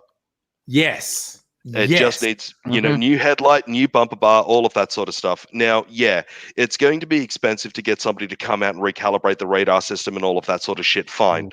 But the rest of the car is fucking fine. But if it gets written off, the mechanic can't say, get that car and then repair it themselves in their own time and then resell it. Repairable write-offs are no longer allowed under Australian fucking law. And that is fucking ridiculous. It's That fucked. it happened to my old Lancer. I had a 2004 model Lancer that I owned. I was in a T-bone accident with a fucking P-plater around a giveaway sign and T-boned me. The side airbags deployed when he T-boned me, and side airbags. Is it. That's it. It's over. Yep, Side that's it. airbags, it's over. Yep, and they were like, "Yep, no, that's it, right off, like straight away, right off." Yep. The body shop that looked at it turned around and said, "There is nothing wrong with it. We'd need to replace the doors, do the panels, of course, get the new side airbags, but other than that, nothing wrong with it structurally." Yeah. And they wanted to buy the car off the insurance company so that they could repair it and resell it. And they were like, "No, right off, take it to the scrap heap."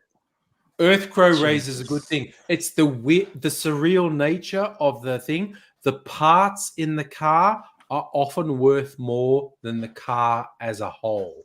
That's the thing. When the car gets written off, you sell it for parts because the parts are often worth more than, makes no logical sense. But the parts in the car are often worth more than the car as a whole, which is so fucking stupid. Earthcrow, can you sell the parts? So here's a fun factoid for you. Let's say that the insurance company turns around and goes, "Nope, too expensive to repair. It's a write-off." Okay, it's not allowed to be repaired and sold again. But by that same token, the parts that are in that car are directly tied to the VIN number of that vehicle, the engine, the braking system, and all of that sort of shit.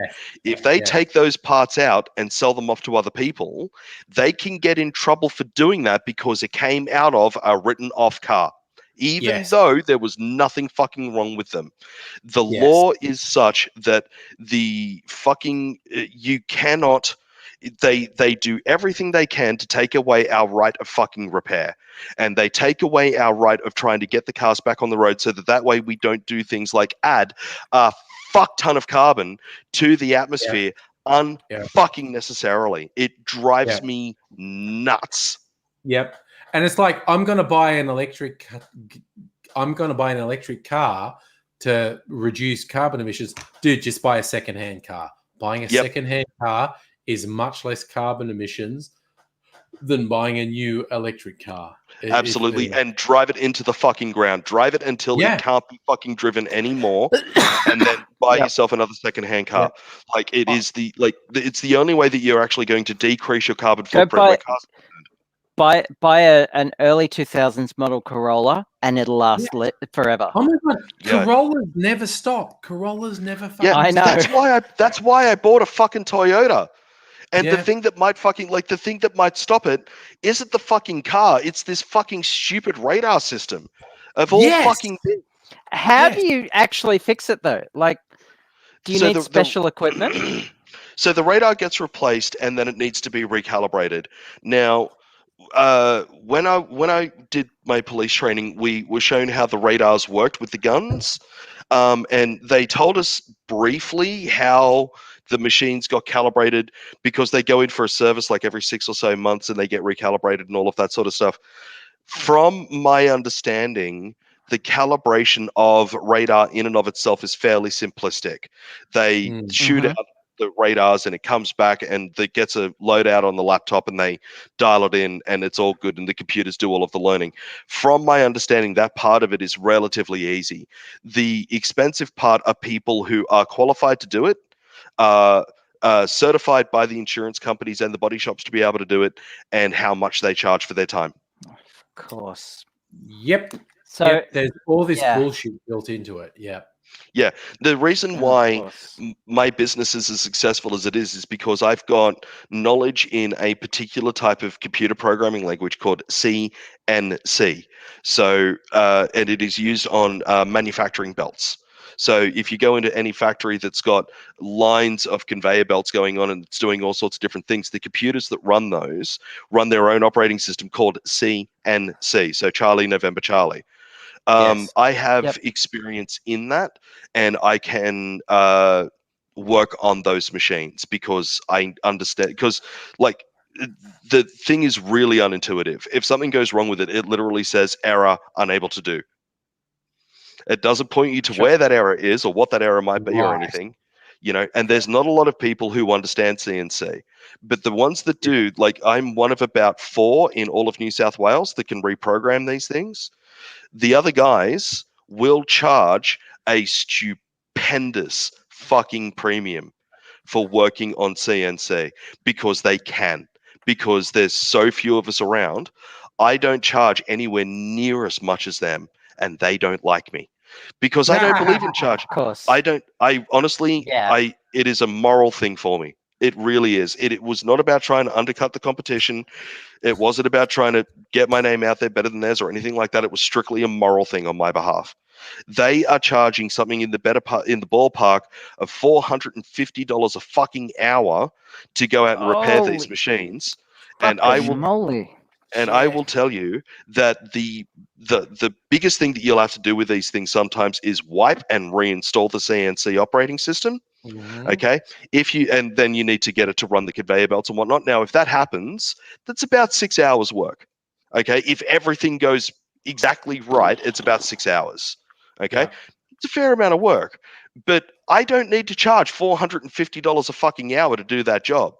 I can make just as much, and I'll lay it out. I charge $170 an hour for doing it. Okay, mainly because it never runs perfectly. I'm always going to run into errors with it. It's not going to take 6 hours. It's going to take a couple of days, and I need to turn down other work in order to do that job.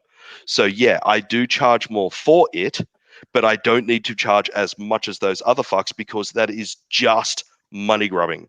And if it gets too expensive to the point that the guys are like, it's either pay $70,000 to get this guy to fix it, or pay $70,000 to get a new thing to come in to replace it, and let this thing go out to the fucking trash heap and fill up more of this fucking shit and produce more greenhouse and all of that sort of shit. That's the cause of it, is the fucking expense that's involved. So don't charge so much because, number one, it's a dick move that you're doing it just because you can. Fuck you on that one. Second to that, there are real world fucking consequences to your actions for that. And climate change is fucking real. Everybody needs to do their fucking part. Everybody. Amen. Fucking yeah. No, sorry. I get up on my soapbox a little bit about that one. Yes. Oh yeah, absolutely.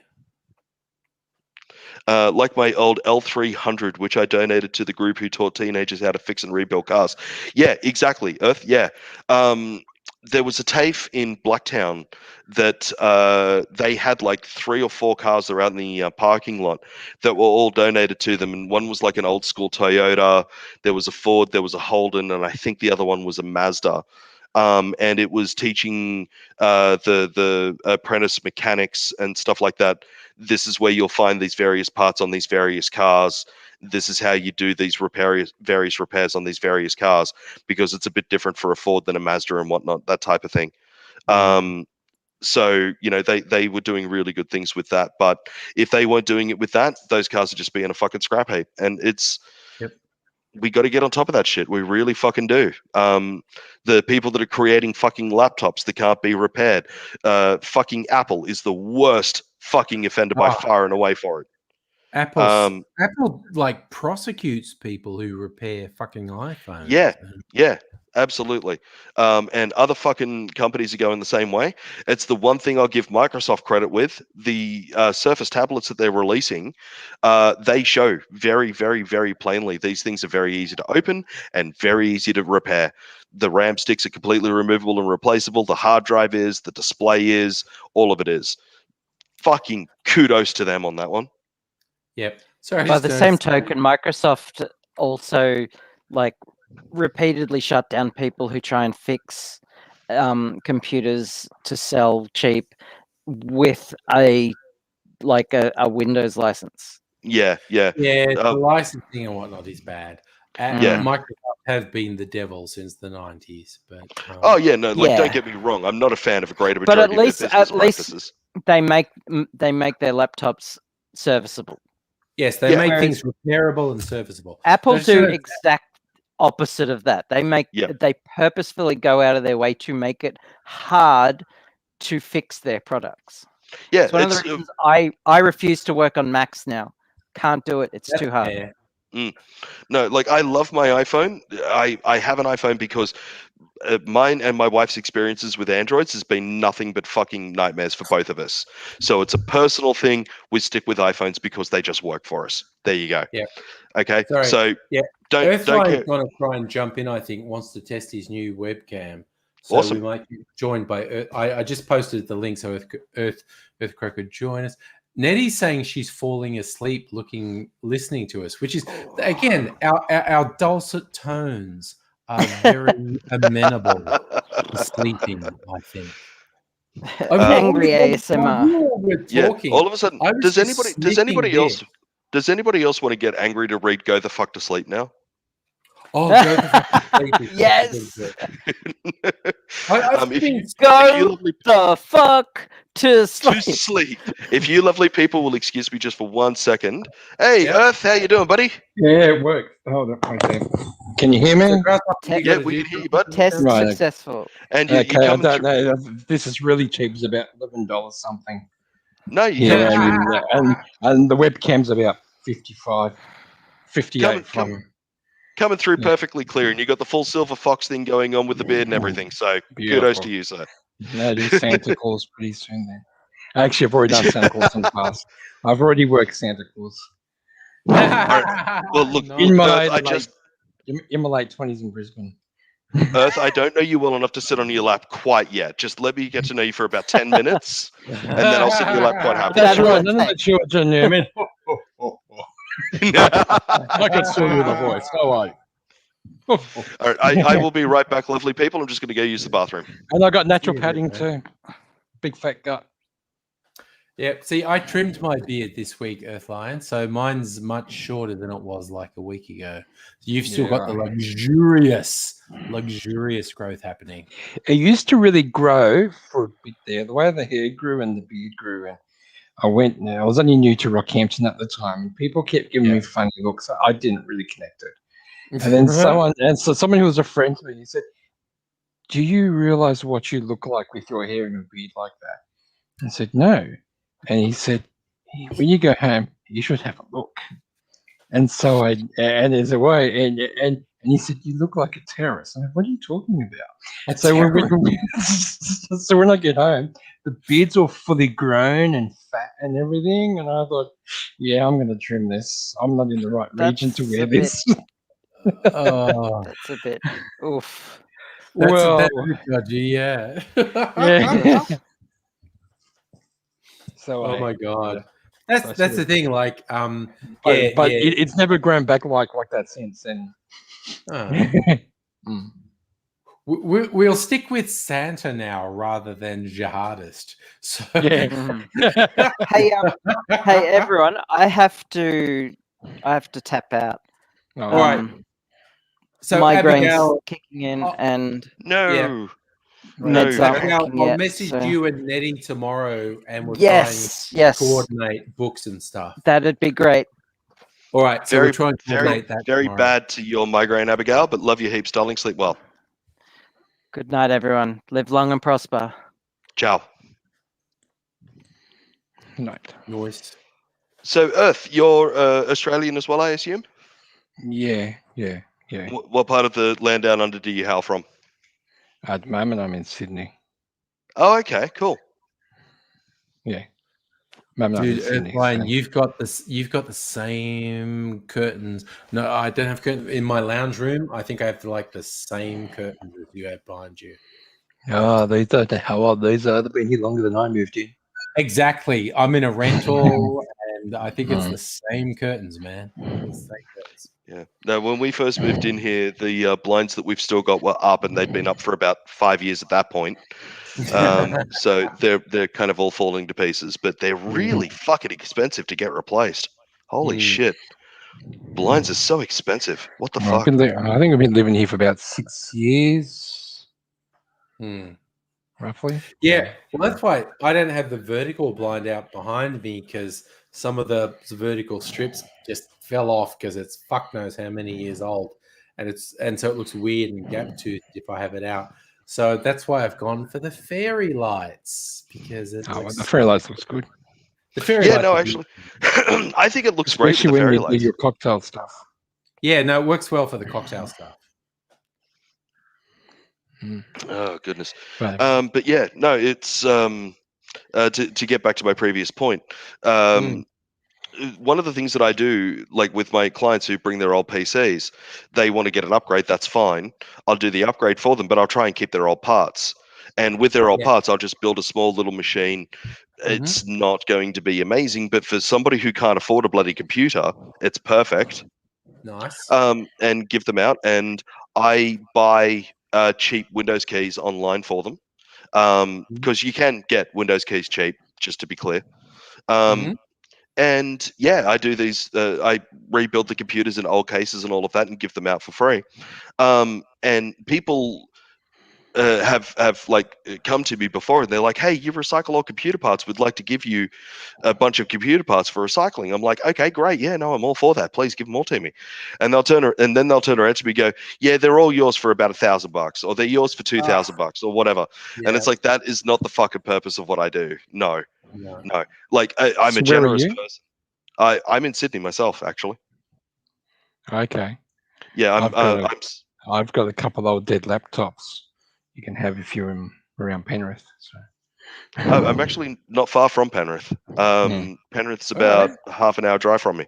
I have swap I messages have a- with each other. Yeah. I have a dead MSI and an old dead MacBook, and Chuck the Yeah. MacBook out. I won't do it. No, it's a thing. If I repair a MacBook and Apple find out, they can and will fucking sue me. Yes. really, Yeah, no, Oh, really okay. should Yeah. about it. Yeah. Because I run my own business. If I fix that laptop, even in my free fucking time, they could still sue me under my fucking business. Even though they don't And- make parts for it anymore. Yeah, absolutely. even if it's Yep. a completely Because it's- discontinued model. Oh yeah, because it's old. I think it's like 2011 or 2012 Yeah. or something. There's a fellow on YouTube called Hugh Jeffries, who's an Australian YouTuber that does iPhone and old Mac repairs and stuff like that. He did a video a couple of years ago where he found like an old iMac or he was given an old iMac for free, Mm. and it was, you know, not working, and it was dirty and filthy and needed all sorts of repairs. And he did the video on how to take it to pieces, do all of the repairs that he did, cleaned it all up, got it all back up and working again. It's not amazing, but it works, and it worked quite well. He got a cease and desist letter 3 days after that video hit from Apple themselves, saying you're not allowed to release videos like that. And he actually had to fight them in court and paid a lot of money to actually win that fucking case to keep the video up. Yeah. Oh, okay. Okay, so that's your Facebook, is it, Earth? Yeah. Well, that's one right. off. That's All right, that's one that's under my real name. Okay. I'm just going to say, because Earthline and I have been YouTube internet buddies for a while, tends to get Facebook banned every second day. You're friends with Dig. Yeah. Well, I've known Dig for a long time. He's been a mate of mine for years. He was actually a celebrant at one of my best mates' weddings. Oh, is he? Oh, awesome. Yeah. No, I know Dig quite well. All right, I sent you a friend's request on Facebook there. All right. I remember when we went to his house and I'm making a wooden badger or a rabbit. Sorry, a wooden rabbit. Yeah. I was involved with it. I was inside, and I was cooking lunch for them because I can't do the physical labor work anymore. So I was inside being the cook. So they had something to eat for lunch. Okay. Nice. Lovely. Nice. Anyways, lovely people, I'm going to actually get off my fat ass and get some more work done, because I've still got a bunch of tables I need to fold up and put away and get my garage you're back. still in the bloody garage, yeah. If I don't get this done, my wife is going to have my head because she can't park a car inside the garage, and that drives her absolutely nuts. So I better get to it. So my love to you all. Have a great night, and I'll talk to you guys soon. See you, See you, man. mate. Bye. Ciao. Bye. All right. So yeah, it's really nice to see you, Earthline. Like I said, for those who don't know, we've been like internet buddies for a very long time. But this is the first time you've been on. You've been on mic on the stream before. This is the first time you've been on camera on the stream. So Yes. I'm loving it. I'm going to put my rum. Look, a little rum tip. This is a slightly expensive rum, but occasionally Dan Murphy's has it for like $25 off. What brand is it? Diplomatica Reserva is a Venezuelan rum. The generic price is over $100, but very occasionally Dan Murphy's will have it for like $25 off. It's worth it. This is the best just sipping rum I've ever had. Just like don't mix it with anything, just sip it by itself.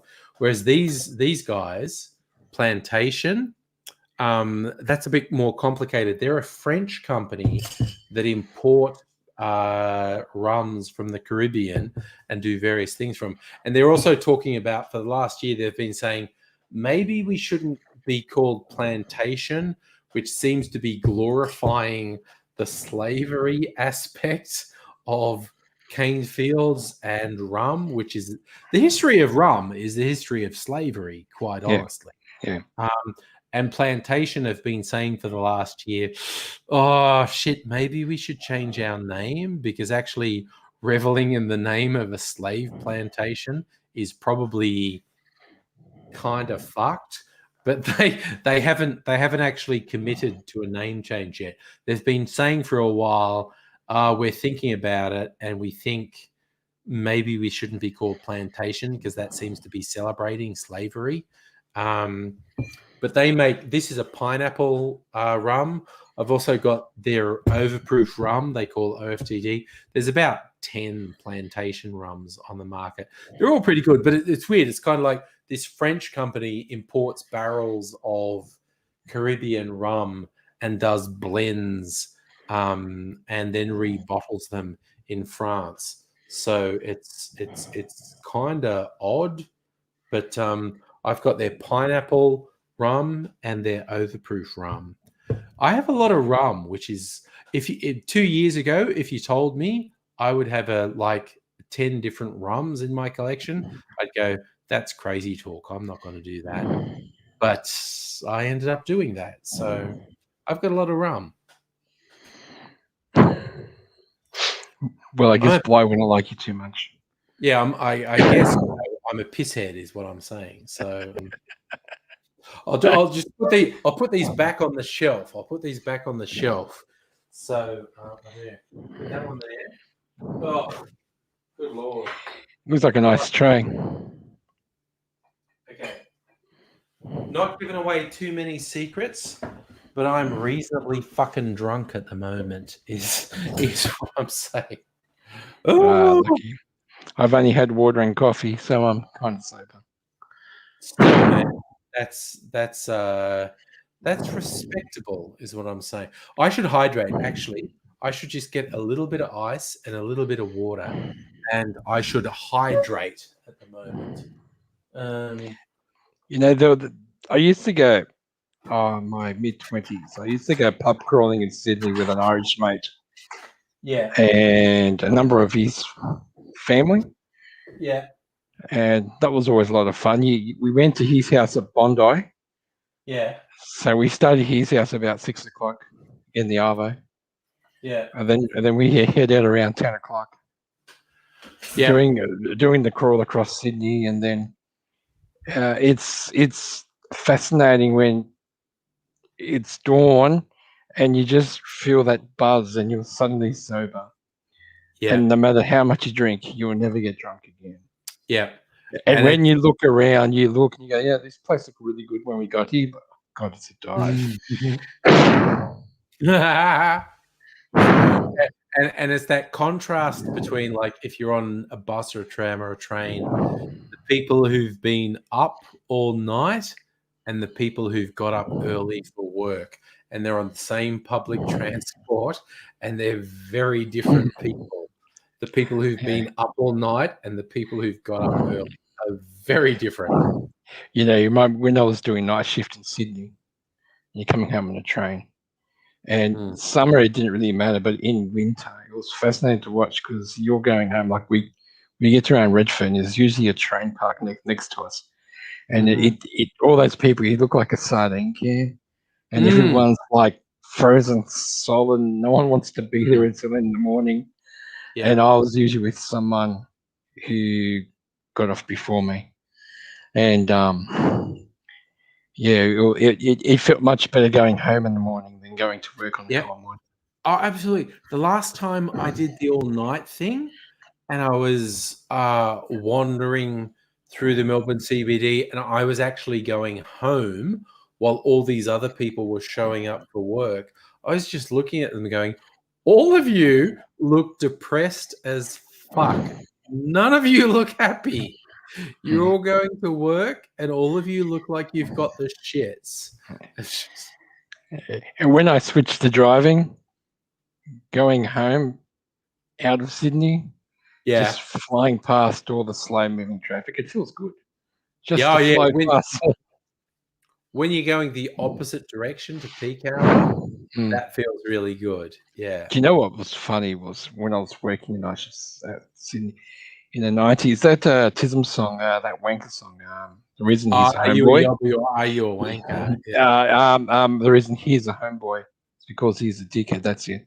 And I was parked at the lights on Parramatta Road, and the song came on, and I had my window down, and I liked the song, so I just turned it up.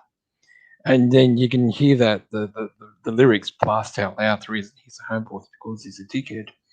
Yeah. And then I heard, you just felt that negative energy coming from the side, and I look, and this car full of late teenagers in their little Nissan or something, glaring at me. You know, they were the dickhead homeboys sitting in the car. Yeah, which I thought was hilarious. Yeah, that's the timing was beautiful. That's pretty funny. when you actually get the dickhead homeboys listening to the song about being a dickhead homeboy. That's pretty good. I like that. Yeah, the timing was wonderful. And also the work uniform driving at night time was wonderful because I worked for the Post, and the Australia Post uniform, one of them was a light blue shirt. Yeah. So when you're driving through at night and someone decides to be a dickhead, bit of road rage, All you have to, I noticed by accident the first time. All you have to do is just raise the arm up into the door, and they see the blue, and they immediately thought you were the police, and they would just behave themselves. You just keep on driving. Nice. So, yeah, fun times. That's good. Oh, Jesus, just hit midnight, man. Ooh, it did. Well, if you want to go, I'll let you go. Yeah, I think I'm pretty fucking wasted. I'm pleasantly drunk, and I'll be able to function tomorrow if I go to bed now. Whereas if I keep drinking, all of Saturday is going to be a write-off. So I've just got nicely drunk now, and if I go to bed, I'll surface pretty much okay tomorrow. You're at the right level of mellow. Yeah, just at the right level. Yeah, I know the man. I mean, there was this bottle of wine I was drinking to myself. It had some sort of peppery red wine. Yes. And there was about maybe 5 centimeters from the bottom left in there. But I looked at it, I'm thinking I could drink it, but I feel mellow. If I drink that, it's too much. Yes, you're at that point where at the moment I'm happy, and if I drink more, I'll be fucked up. And it's like, wine's not good to get fucked up on. No, the tannins in wine, I think, really give you a very bad headache. It really does you in. Yeah. You know, it's never done me in, but I've seen it do people in, so I was always careful with the wine levels. I've seen people very seedy on wine, yes. So if I'm going to kick it in. So I will probably be doing a live stream again for Saturday night for anyone who's in.